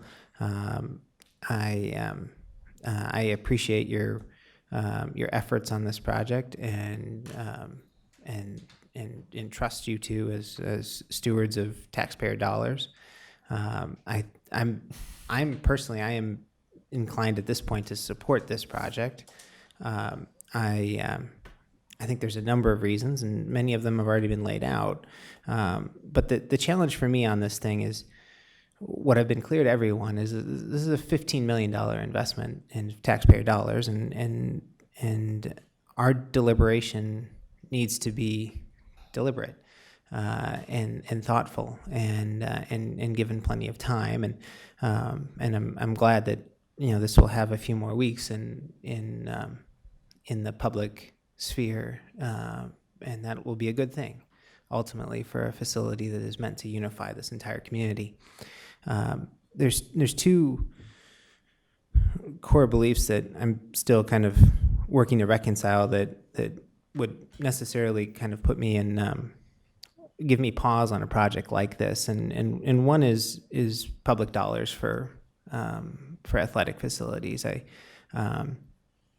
many years ago worked in federal education policy, and one of the bills that I was responsible for drafting and introducing was a school repair and infrastructure bill. Would have been the first federal investment in public schools, and we always included a prohibition on use of those funds for athletic facilities.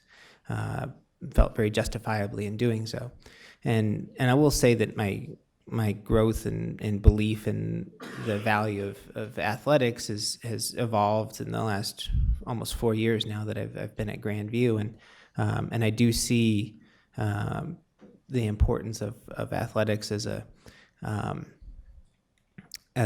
another educational sphere for our students, teaching a lot of the skills and qualities that we value as educational institutions and as employers. The other belief that I'm still wrestling with is a pretty strongly felt belief that no one takes hope from brick and mortar.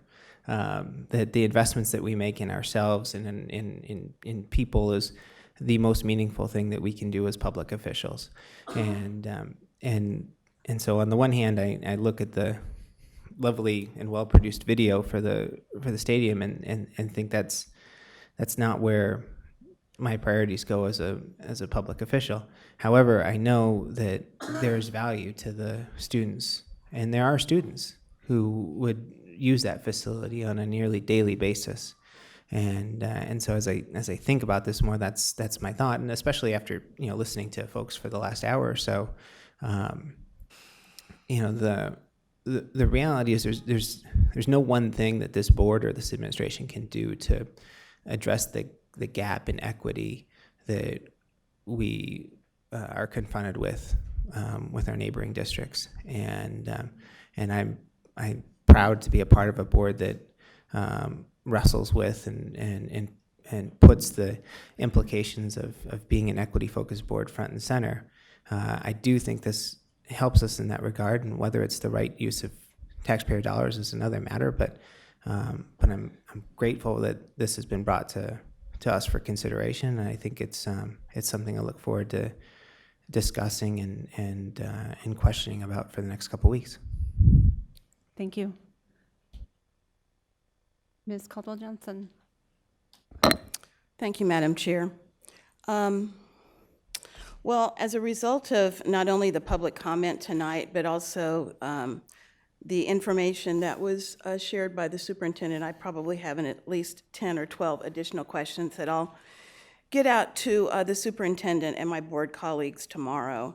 But absent those questions, I want to speak to process, or the lack thereof in this case. Shouldn't come as a surprise that as a board, we typically take the time to do our due diligence on everything that comes before us. And I feel like in this particular case, there has been activity that has not given us the time nor the opportunity to contemplate something that I think has great significance, not only for our district, but for our community and for our students. And I have to admit that as excited as I wanted to be about a project like this, the wind has been taken out of my sails because of the lack of process, the lack of transparency, and the opportunity that was missed for us to get behind something that I think could mean something great for our students. But because we didn't take the steps necessary to inform this board and to inform and engage our community, we've missed an opportunity. I guess I would liken it to the end of the Cleveland Browns game the other night, when Cleveland should have been super excited about the opportunity to have beaten a couple of major teams this year, but because of the missteps of one player at the end of the game, everyone's joy was taken away. And I have to tell you, Superintendent Ahart, that because of the lack of process, and because we did not have an opportunity as a board to actively engage and go alongside you to not only understand the opportunity this project could bring to our district, but to our community, you've taken away my joy. You've taken away my joy. I'm going to go to something that was just brought up about issues about community presentations and the opportunity for formal engagement in our community. I don't know of a single project or a single initiative that has come before this board where we have not taken the time to not only do our own due diligence, but to seek the feedback and input from our community. And I would say that we should not move forward on this project until we do exactly that. At the end of the day, it is so important for us as a board to not only hear what our community has to say, but to also have the benefit of the feedback, both positive and negative, so that we can evaluate the merits of the project. And so I'm going to say, let's put a pin in it. We said that this was going to come online, or someone said it was going to come online in 2021. If in fact this is the right project for this district, I don't care when it comes online, but I want to make sure that in everything we do, that we have the benefit and feedback of our public so that we can make an informed decision not only on the merits of the project, but also based on the sentiments of those people that put us in these seats. The final thing that I'm going to say is that we should take the time required to do it and do it right. If this is the right project for our district and this is the right time to do it, we will hear that loud and clear from the public. But if it's not, we'll hear that as well. And I think we should not take another step until we've heard that from our constituents. Dr. I want to echo just a little bit of Terry's sentiment. Recently, I was invited, along with Cindy as board leadership and board members, you've heard me talk about this before, we were invited to present on the board goals to a community problem-solving committee to engage, the community. It was part of, Dr. Ahart's work, but we were there to present on board goals, and then Dr. Ahart and his team are gonna run with that feedback from the community. And so, in that presentation, we talk very acutely about where our power comes from, and the power of this board comes from the community. And I want to thank absolutely everybody for every phone call, email, text, message, everything that I've gotten so far in the stadium. And I want to encourage you that if you haven't yet, and you have questions and you have things to say, that you should absolutely send those to us, because the board's still doing our due diligence. We're not making a decision tonight. So we still want to hear those comments and those feedback. I also want to continue to encourage, parents to get involved and learn more about some of the work that we do on the board through the Community Legislative Action Team. A lot of the issues that we're talking about tonight are those same issues that we sit down with legislators and talk to during session. And I'd love to have those perspectives and those voices, particularly our students, to come out. The two of you that were there tonight, I know that you probably have, legions of other students that are just as eloquently spoken as you are, and I'd love to have you come be a partner with us and go to the Hill with us and talk with our legislators about the things that you need in your classroom, because you're a much better speaker and advocate to that than I ever could be. I also want to talk a little bit about arts investment, because as a former speech coach, as someone who is involved in the arts, I've sat up on this board and I've seen the investment that we've made in the arts. We've talked a little bit about some investment we've made in basically a grass baseball field at an elementary school recently. These are just a couple of the projects. The huge renovations we'll be making at East High. I can't wait to go when the curtains open. But I want those opportunities for all of our kids in ways that make sense and in ways that the community is comfortable with. Another thing that I speak a lot to is public dollars for public good. And one of the things, Dr. Ahart, I'll be following up with you on is, what's the management plan look like? Because we are ultimately investing a lot of money in this project if we go to it. I want to know what the investment plan looks like from Drake, because ultimately I want to make sure that this is going to be for the public good and not just, for whatever that could maybe evolve into. I want to make sure it stays in our public good. I also want us to continue to think about what's best for kids. And I know we've had a lot of conversations around equity at this table, and it's the forefront in everything that I think about and everything that I do. And I want us to not lose sight as we continue to talk about what this means equitably of, I'm an educator and I happen to work in a suburban district, and I know the perceptions that my colleagues and my students have of teachers and students in this district, probably more acutely than maybe, other members of our community, unless you're in that situation. And I will tell you that that is not lost on me when I think about this project and other projects like this when they're brought forward at this board table, of just being aware of that perception. And that's not the only thing, that drives decisions, but it's definitely a factor that I consider. And so when we're thinking about equity and, what our kids can stand on and be proud of, I am proud to be a member of this community. I would stand this community up against any other community in central Iowa, in our state, in the nation, and challenge them to not find better people and better students and better teachers. And I think that when we talk about equity, that there are lots and lots of steps and projects that we're working on across the district, and some of them are at the forefront today, and some of them will be at the forefront in a year, but ultimately, I just want to make sure that we're taking our steps that way and not thinking that just because we're making an equitable step in one direction doesn't mean we're not behind the scenes working on 100 others. And that is my plea once again for the community to continue to get involved, continue to send us feedback. If you're interested in learning more about how you can get input into the schools, I encourage you to email the superintendent. I know there are lots of opportunities for parent and community input. So it's not really a question, Tom. It's really just a lot of thoughts that I've been thinking that I wanted you to know. I appreciate that. Thank you. Ms. Bradley. Just coming on as a new person, I will say this has been a week.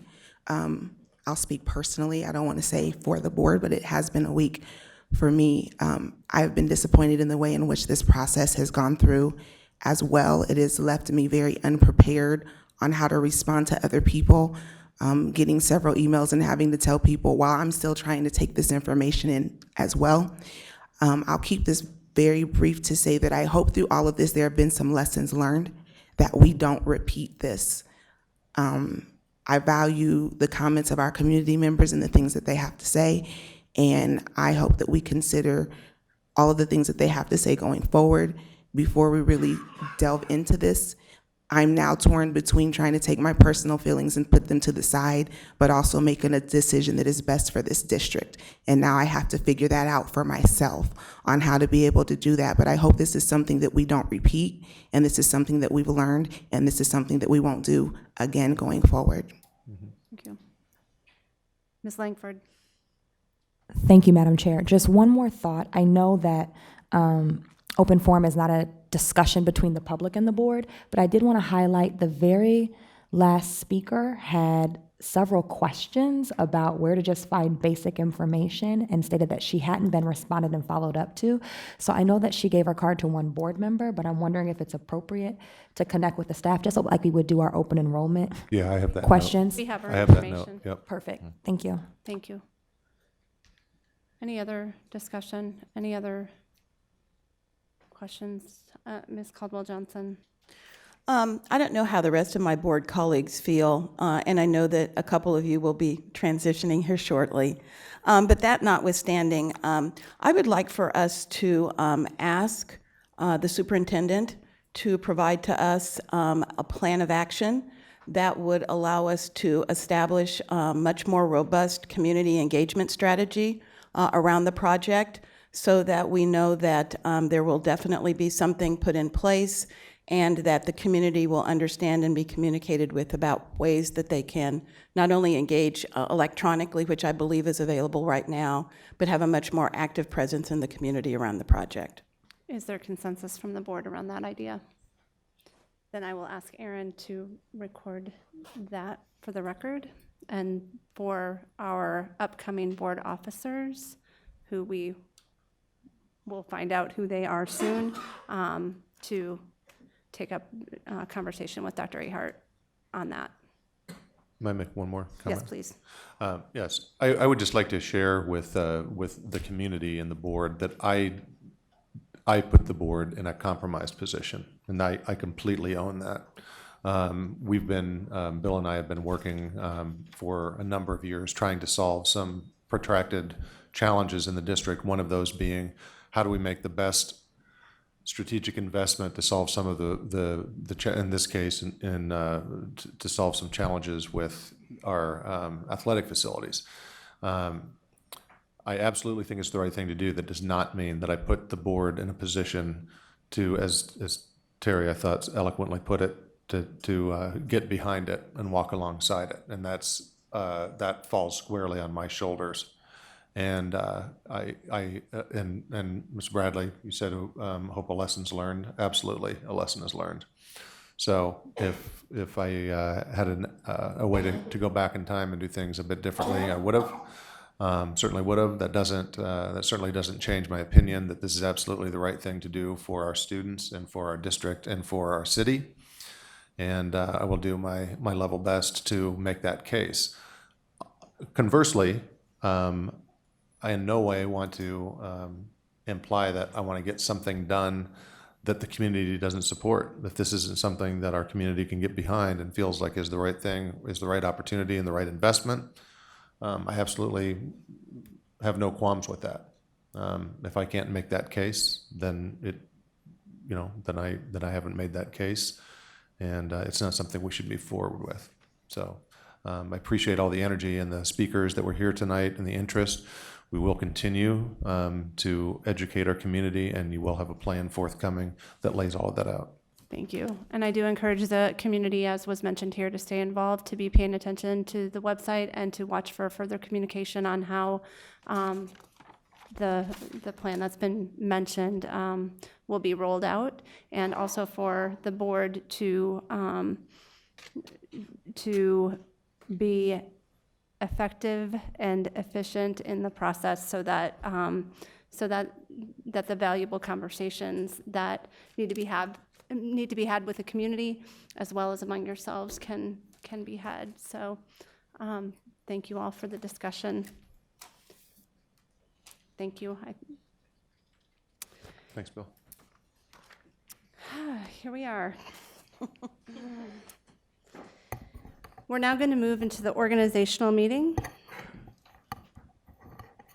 The first order of business is to accept the resolution of the canvass of the regular elections submitted by the Polk County Board of Supervisors and detailed in the agenda, declaring the following as elected to the Des Moines Public Schools Board of Directors. At large, Kelly Sawyer. Director District 1, Heather Anderson. Director District 2, Kaylin Cody. Director District 3, Dewana Bradley. May I please have a motion and a second to approve the resolution? Second. Motion by Barron, second by Delagardelle. Please vote.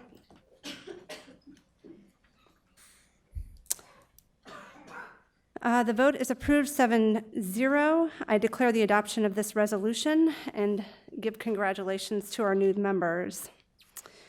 And now we move to items of privilege. Ms. Caldwell-Johnson. Madam Chair, on behalf of the board, I'd like to thank you and Deanna Langford for your service. And I think we have a little something for you that should be coming up on the screen shortly.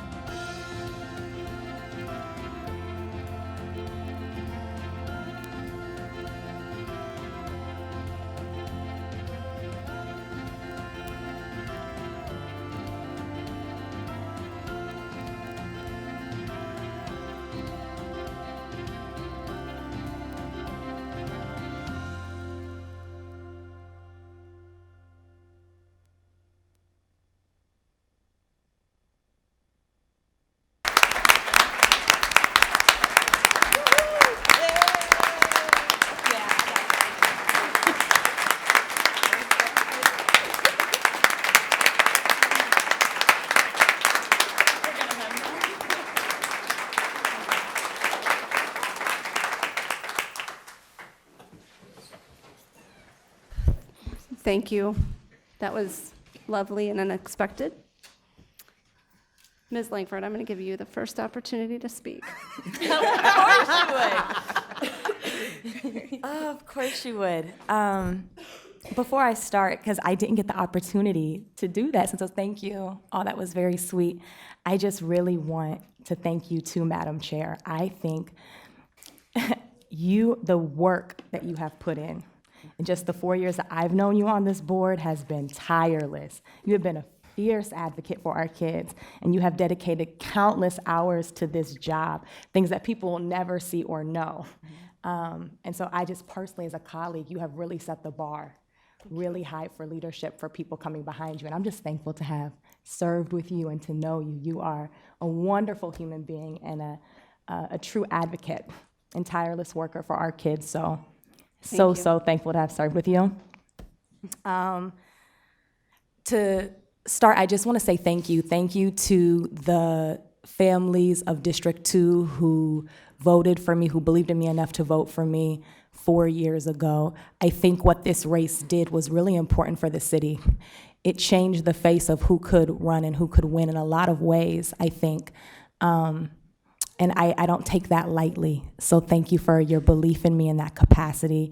To my board colleagues, I think I saw Natasha in the space too, to Connie Bozen, all of the board members I've had the opportunity to serve with over the years. This is a group of people who truly, truly, truly care about our students. And it has been the privilege of a lifetime to serve, to learn, to argue, to debate, I should say spirited debate, with you over the years for the best interests of our students. To Superintendent Ahart, we have had many a moments at this table and behind closed scenes as well, but I know that you care about our kids.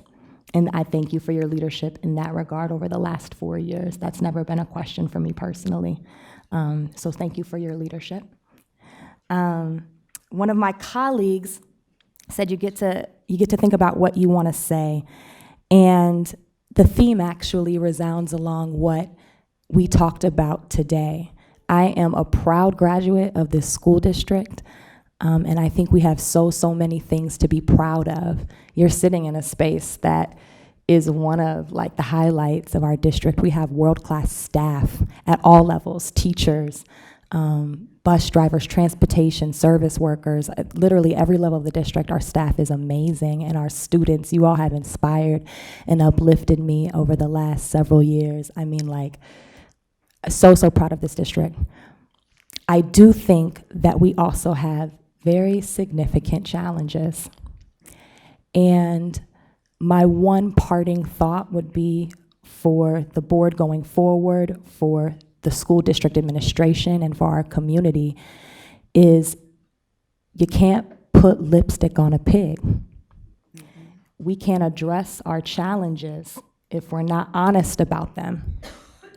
And our community, our staff, our teachers, if we're not engaging in a true, honest discourse about what's happening in our school district, we're not doing our jobs. So as an administration, as board members, we have to, not only invite the public to inform our decisions, but go and seek that out from our staff, from our community, intentionally. In our community, we need you to show up in spaces like this so we can make informed decisions. But this has been the honor of a lifetime. So thankful to serve in this capacity. And as I keep telling folks, I'm just leaving this table, not the work. So thank you for the last 4 years.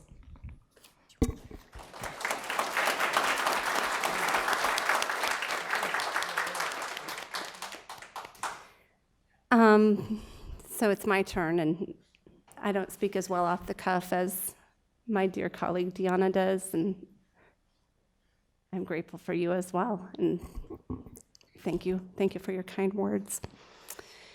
So I have something prepared, and I'm going to try to get through it.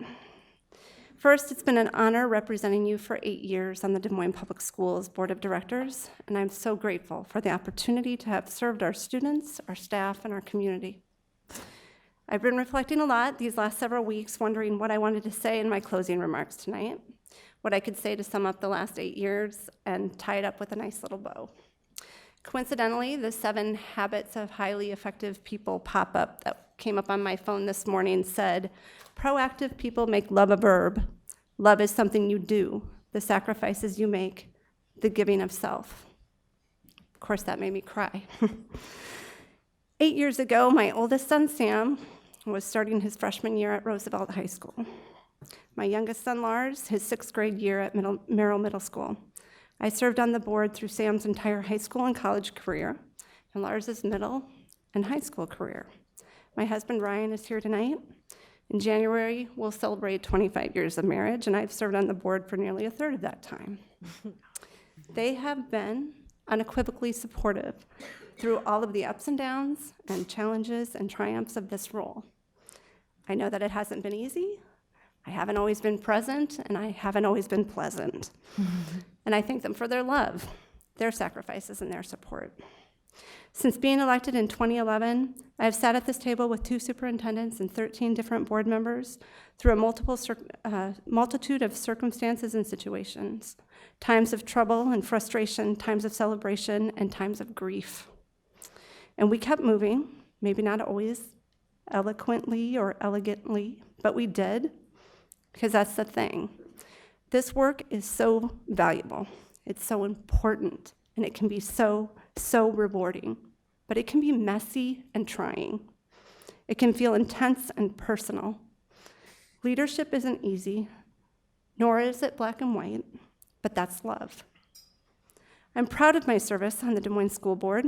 We've done some great work over these 8 years, and most recently, setting the foundation through governance to focus on student outcome goals and social emotional learning policy that, if implemented and monitored with fidelity, stands to profoundly impact the students of this district.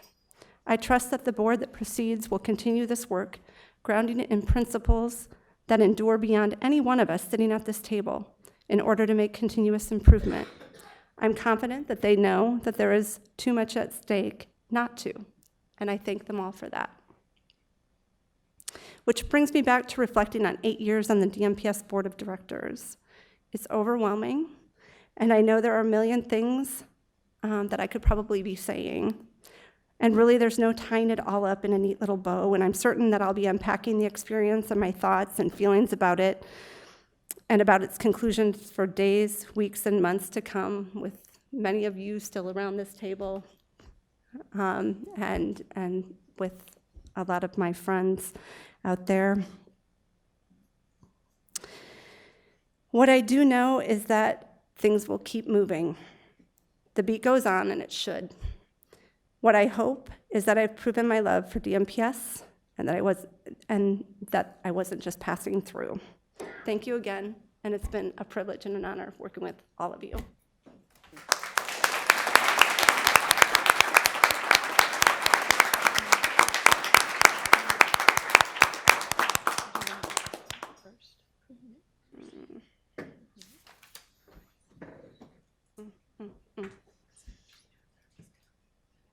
I think this is still on. Cindy, this is just a small token, just commemorating, sorry, I'm gonna lose my words here, commemorating your time in leadership and your dedication to the students of DMPS. You were not just passing through. Thank you. You're welcome.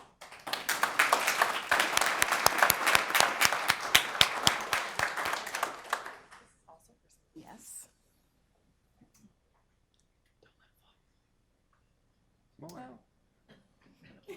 I'm not really sure what I'm supposed to say now, but Thank a golden you. apple. A golden apple. Yeah. Thank you, thank you.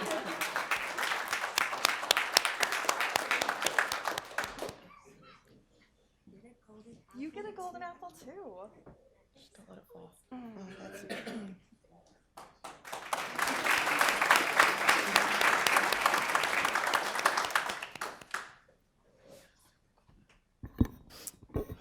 Okay, I'll open it up to other board members if they have comments. So, first of all, thanks Phil and his staff for putting together that great video, and for all of the board colleagues coming together to really reflect on two amazing women that I have had the wonderful pleasure of serving with, and I think maybe mentoring a little bit over the years. We're going to miss you guys a lot. Deanna, your passion, your energy, your real talk, and just really sort of holding our feet to the fire on so many things and really just wearing your passion on your sleeve in a way that really forces us to think a little differently about how we approach not only this work, but how it impacts students is something that I'm going to try to keep in my heart. And I'm going to try to always be reminded that you were in that seat, and because of that, I'm a better board member. So thank you for that. Cindy, we've been through a lot, girl. Yeah, we have. But through it all, you have been the same. You have been strong. You have been willing to take the risks that we needed to take at this table, but more importantly, you have been so laser focused on process around this board and making sure that no matter who is in these seats, that our policies and our procedures will transcend whoever. And that is so important because especially when we have superintendents and other staff that may not feel that constant, that will be the constant for this board moving forward. So the focus on governance, while sometimes not always fun or sexy or easy, is so important. And I just appreciate your willingness to lead that work. And I really appreciate the fact that I know that you're only a phone call away and that you'll still be standing with us as we continue the work. So it's been an honor and a privilege to serve with you. And I've learned again so much, so thank you. Thank you very much. Likewise. If you don't mind. I know we're, I don't want to get a little out of order, and I have no authority to recognize anyone else, but there might be at least one person in the audience who wanted to say something, and it might be appropriate to do that before the other board members keep talking. Okay, let's go. Ms. Boson. Thank you so much. I appreciate so many people here. I hope you're all here for what's happening now because everybody up here deserves a round of applause. Congratulations to the new people and the old people that are being that were elected. But to you two, the ones that go off. I'm sorry, I didn't state my name and address. Do I have to do that again? No, you're okay. This is probably the position of elected officials that people know the least amount about, and the work that you do and the sacrifices you make. You're not paid. It is a volunteer, and you have an incredible responsibility, and that's to the students of this community and being good stewards of our taxpayer money. So it's a huge responsibility. So Deanna, I think you were the youngest, maybe the youngest ever in Des Moines. Your perspective was great to have for all of us that are of the older set. And the work that you put in and some of the directions and the ideas you came up with were really great. It was always fun to serve with you. And to Cindy, you were laser focused. You were dedicated. Whenever you get new people on a board, you never know how you're going to work with everybody. It was easy with Deanna, and with Cindy, it was just as equally as easy because you always want to kind of know who's going to be there to work with you. But the miles we have walked together, literally walked together on Read to Succeed, all the various meetings, all the times we've put in, and your focus on governance, we had started it, but you made it real. You really perfected it and brought it to where it will go on. And having served in other elected official positions now, it's very important to have a process and make sure the policies, and it's an underestimated amount of work that it does take to keep a board focused. So on behalf of the community,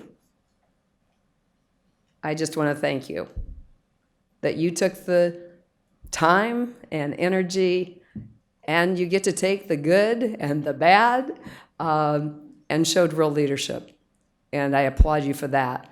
And I was remiss in saying I also, as a Des Moines City Council person, want to thank this district and to the board for all the work you've done to help, make a good collaboration. And we appreciate what we're being able to help do for you and what you do for the students of this city. Thank you.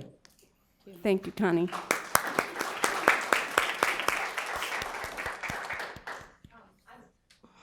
I'm going to try to keep this very brief, but what I want to say is I know that we often joke, about Rob being the lone male on this board, but I just have to appreciate my fellow female leadership and just the power that comes in that and that isn't often found in these spaces. And, as an educator, I often reflect on, what does power structure look like in our schools? And oftentimes it's predominantly male. And if we look across, the suburbs, we see that still on many of our counterpart districts. But I've been so fortunate to spend my time with strong female leadership.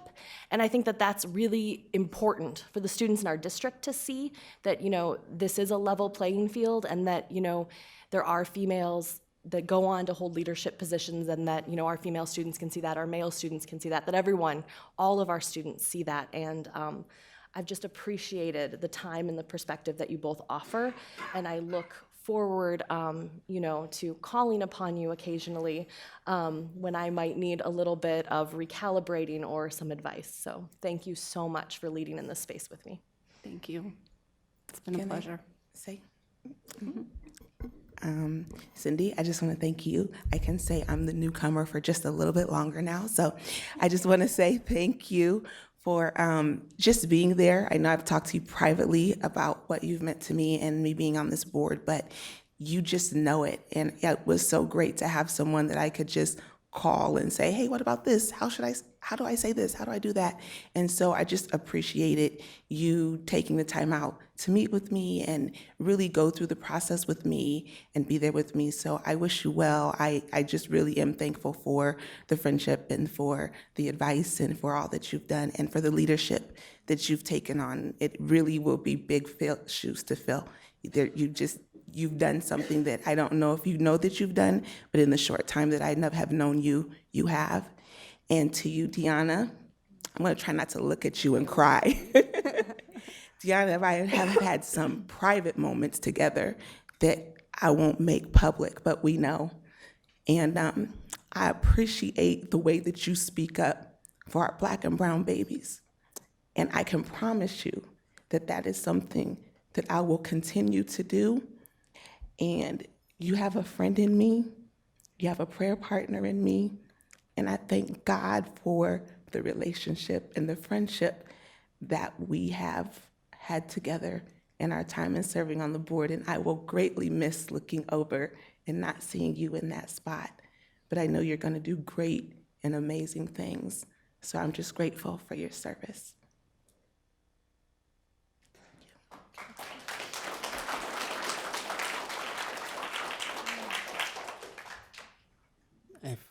If you don't mind, there are personal appreciations that I would give to each of you individually as friends, as people that I trust, that I sincerely trust, not just as a constituent, but as a friend. But I was trying to reflect on what would be the appropriate thing for me to add to this conversation. The thing I wanted to say to Deanna is probably the thing that would be most applicable to both of you, which is that you should never have any doubt that the time that you spent, the 4 years that you spent, Deanna, and the 8 years that you spent, Cindy, in this role was meaningful to the children of this district. It's impossible to ever feel satisfied in these roles. With most of our votes, we're left choosing the best possible or the worst possible option. With the entirety of our terms, there are things we wish we would have done differently, and there are circumstances that are beyond our control. That no matter how hard we work, no matter how much we are willing to pour into ourselves on behalf of others, we're never going to get to the ideal. But I don't want either one of you to ever have any doubt about the value that you provided to the children that we all own as our own when we're in these roles. And I want you to walk away hopefully fulfilled in your service to those children and their families. And I hope that for those that are watching this right now, that there are, beyond the two soon-to-be seated colleagues of ours, that there are some other folks who will someday run and serve as school board members that will take on the lesson that this is a very worthwhile thing to do and very meaningful, not without its challenges, not without its struggles, but made more meaningful because of those. And the two of you have a legacy now that will never go away. And as a parent, I am so thankful for that. Thank you, Rob. Thank you.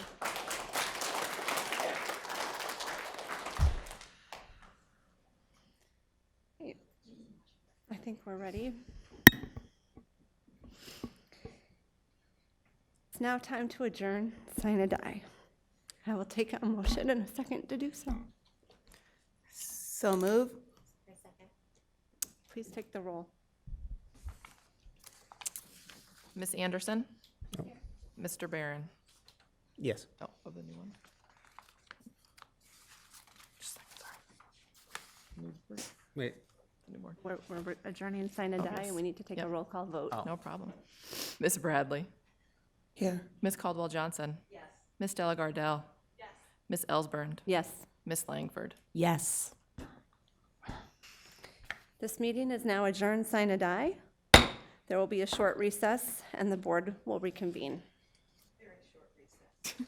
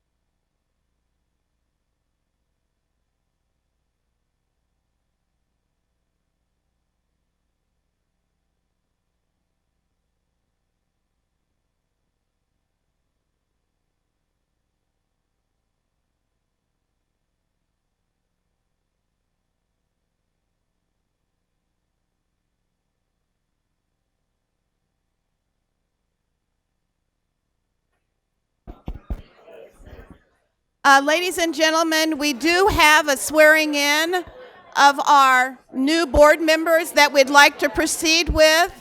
So if those of you that are here for the swearing in, if you will please take a seat so that we can proceed.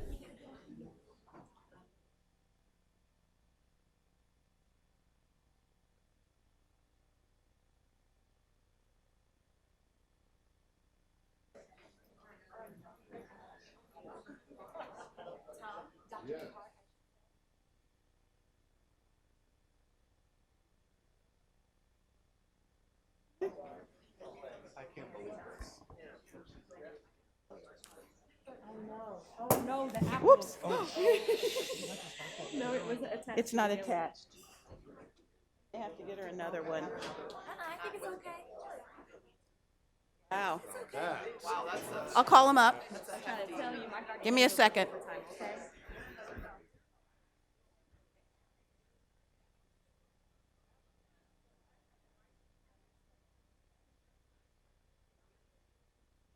Hold on.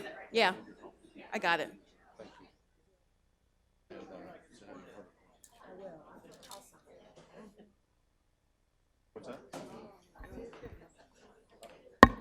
Okay.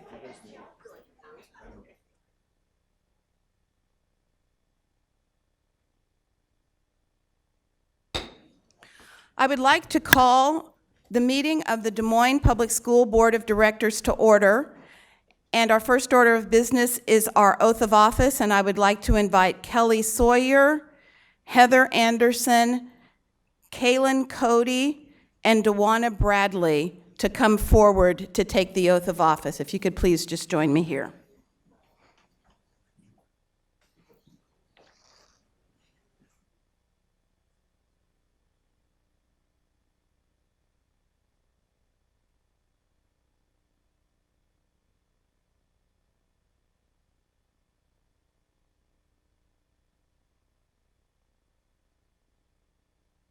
Do you and each of you solemnly swear that you will support the Constitution of the United States and the Constitution of the State of Iowa, and that you will faithfully and impartially, to the best of your ability, discharge the duties of the Office of Director in the Des Moines Independent Community School District as now or hereafter required by law? If so, please say, "I will." I believe that you are now officially sworn in, so congratulations.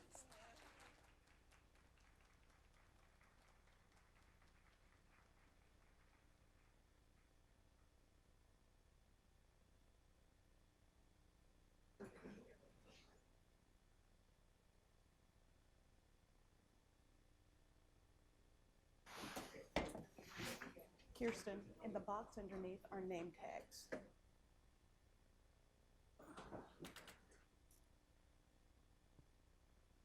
So now that we have sworn in the newest members of the Des Moines School Board, I'd like to officially welcome each of you, and I would like to ask our secretary to please take the roll. Ms. Anderson?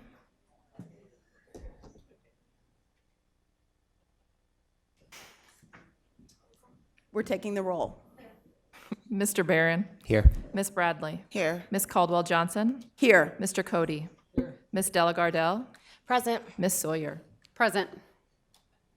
So we will now proceed with the balance of our organizational meeting, and the first order of business tonight is the election of the chair of the board. I'll entertain nominations for the role of chair.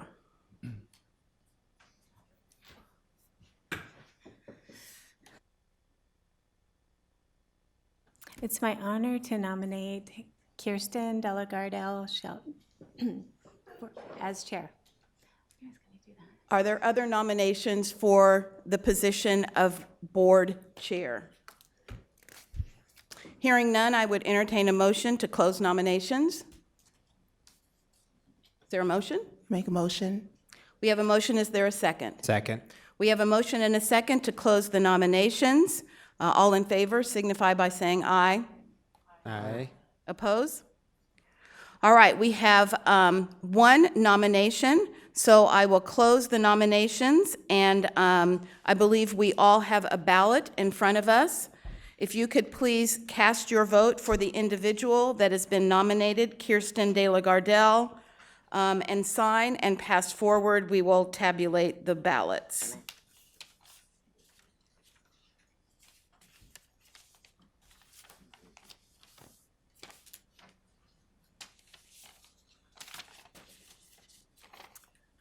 Ms. Sawyer votes for Delagardelle. Delagardelle votes for Delagardelle. Anderson votes for Delagardelle. Caldwell-Johnson votes for Kirsten Delagardelle. Mr. Barron votes for Delagardelle. And Bradley votes for Delagardelle. And Mr. Cody votes for Delagardelle. I declare that the chair of our board on a 7-0 vote is Kirsten Delagardelle. Congratulations.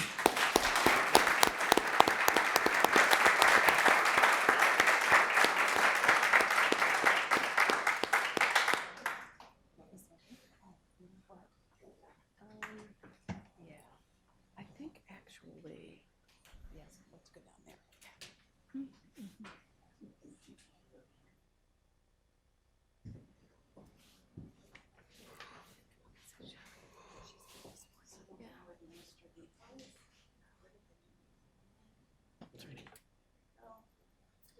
All right, it is my pleasure to administer the oath of office.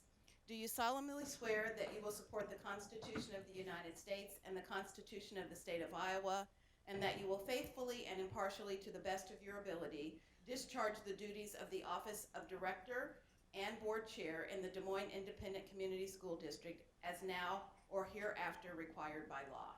I will. Congratulations.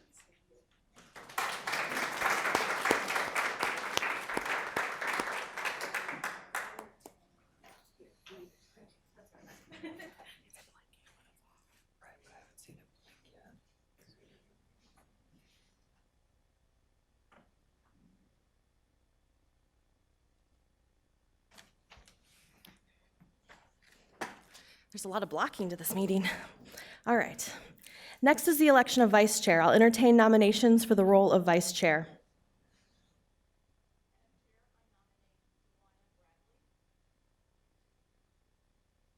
Are there any additional nominations? Hearing none, I'll close nominations and ask each member to vote using the paper ballot and pass them to Erin, our recording secretary.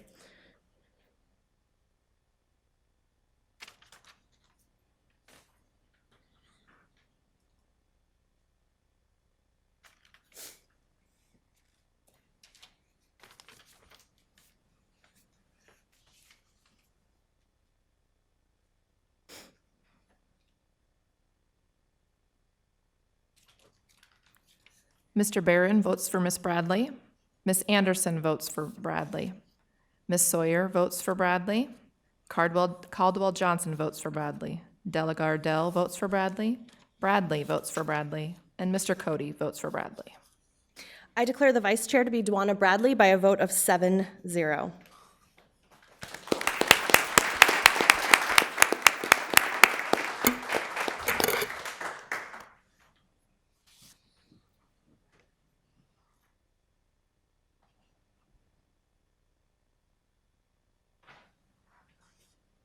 You solemnly swear that you will support the Constitution of the United States and the Constitution of the State of Iowa, and that you will faithfully and impartially, to the best of your ability, discharge the duties of the office of Vice Chair of the Des Moines Independent Community School District as now or hereafter required by law?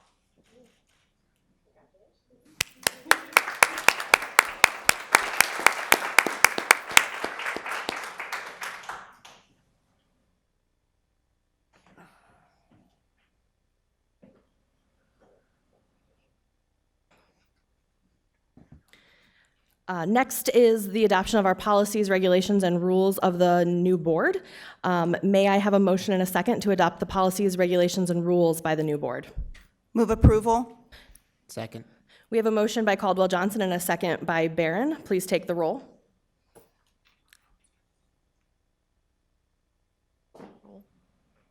Or vote. Roll vote. No, it's just a voice vote. Oh, okay. Miss Anderson. Yes. Mr. Barron. Yes. Miss Bradley. Yes. Miss Caldwell Johnson. Yes. Mr. Cody. Yes. Miss Delagardelle. Yes. And Miss Sawyer. Yes. The motion passes 7-0. Next on the agenda are information items for the board's review. There are several items there, including a notification of award of competitive quotes, preliminary plans for various school improvement projects, an Allers and Cooney conflict of interest waiver, and our board work plan. Next, we have items of privilege, and I'd like to open it up to newly elected and re-elected members. Ms. Sawyer? Why, thank you. I appreciate the opportunity to take this time. First off, and I'm going to make this short because my daughter is ready to go home. It's been a long night. First, I want to thank my family, because without them, I would not be sitting here. To have their support, to encourage me and believe in me to be in this position, I am forever grateful. So thank you for the opportunity, for you allowing me this opportunity to sit in this seat. I also want to thank everybody who, a lot of people have left, but for those who had comments tonight, and for me, it really shows that people care about our schools and they care about our kids. And I will say my priorities when I ran for office, I definitely had a list of priorities, but my number one goal and the reason I ran was for our kids. I've spent my career as a social worker, I've spent my career advocating on behalf of kids and working families. Always been a voice for those that I feel have needed that. And I will say that for me, I will tell you my commitment will be the decisions that I make at this table, first and foremost, will be what is in the best interest of our kids in the district.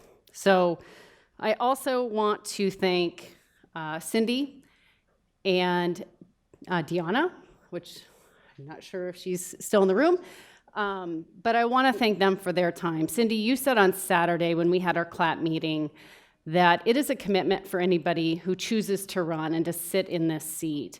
And so I'm grateful for the path that you have paved, I think, for me. You've been a huge mentor for me, so I appreciate that. So for you and Deanna, the time that you've put in, and Connie, you're back there as well. You've sat at this table, and for all of my colleagues sitting up here too, I appreciate the commitment that you are making to the kids in the district. And I look forward to working with all of you at the table as well as Superintendent Ahart. Thank you. Do any other members? Yes, Heather, Ms. Anderson. Right. Let's see, my family left and I had a big group here, and I definitely couldn't do it without their support, and honored to serve a second term, and felt like the community really spoke and they value having a classroom teacher sitting at the board table, and I will do my best to represent the teachers, staff, and students of this community. So thank you. Thank you. Any other members? Hello? Okay, yeah, it is working. I'm having some light trouble up here. I don't know. We'll sort it out over the next little bit. But I just, during the last several months in this whole process, of all the problems I talked about in the community, all the things that I prioritized, I really never expected to tackle a football field first. But here we are. So let's have some fun with it, and let's see where we end up. I'll be very short, but I am grateful and thankful to serve, and am looking forward to not only serving as a board member, but serving my board colleagues as vice chair. I know that we have work to do, and I'm ready for the work to begin. So thank you.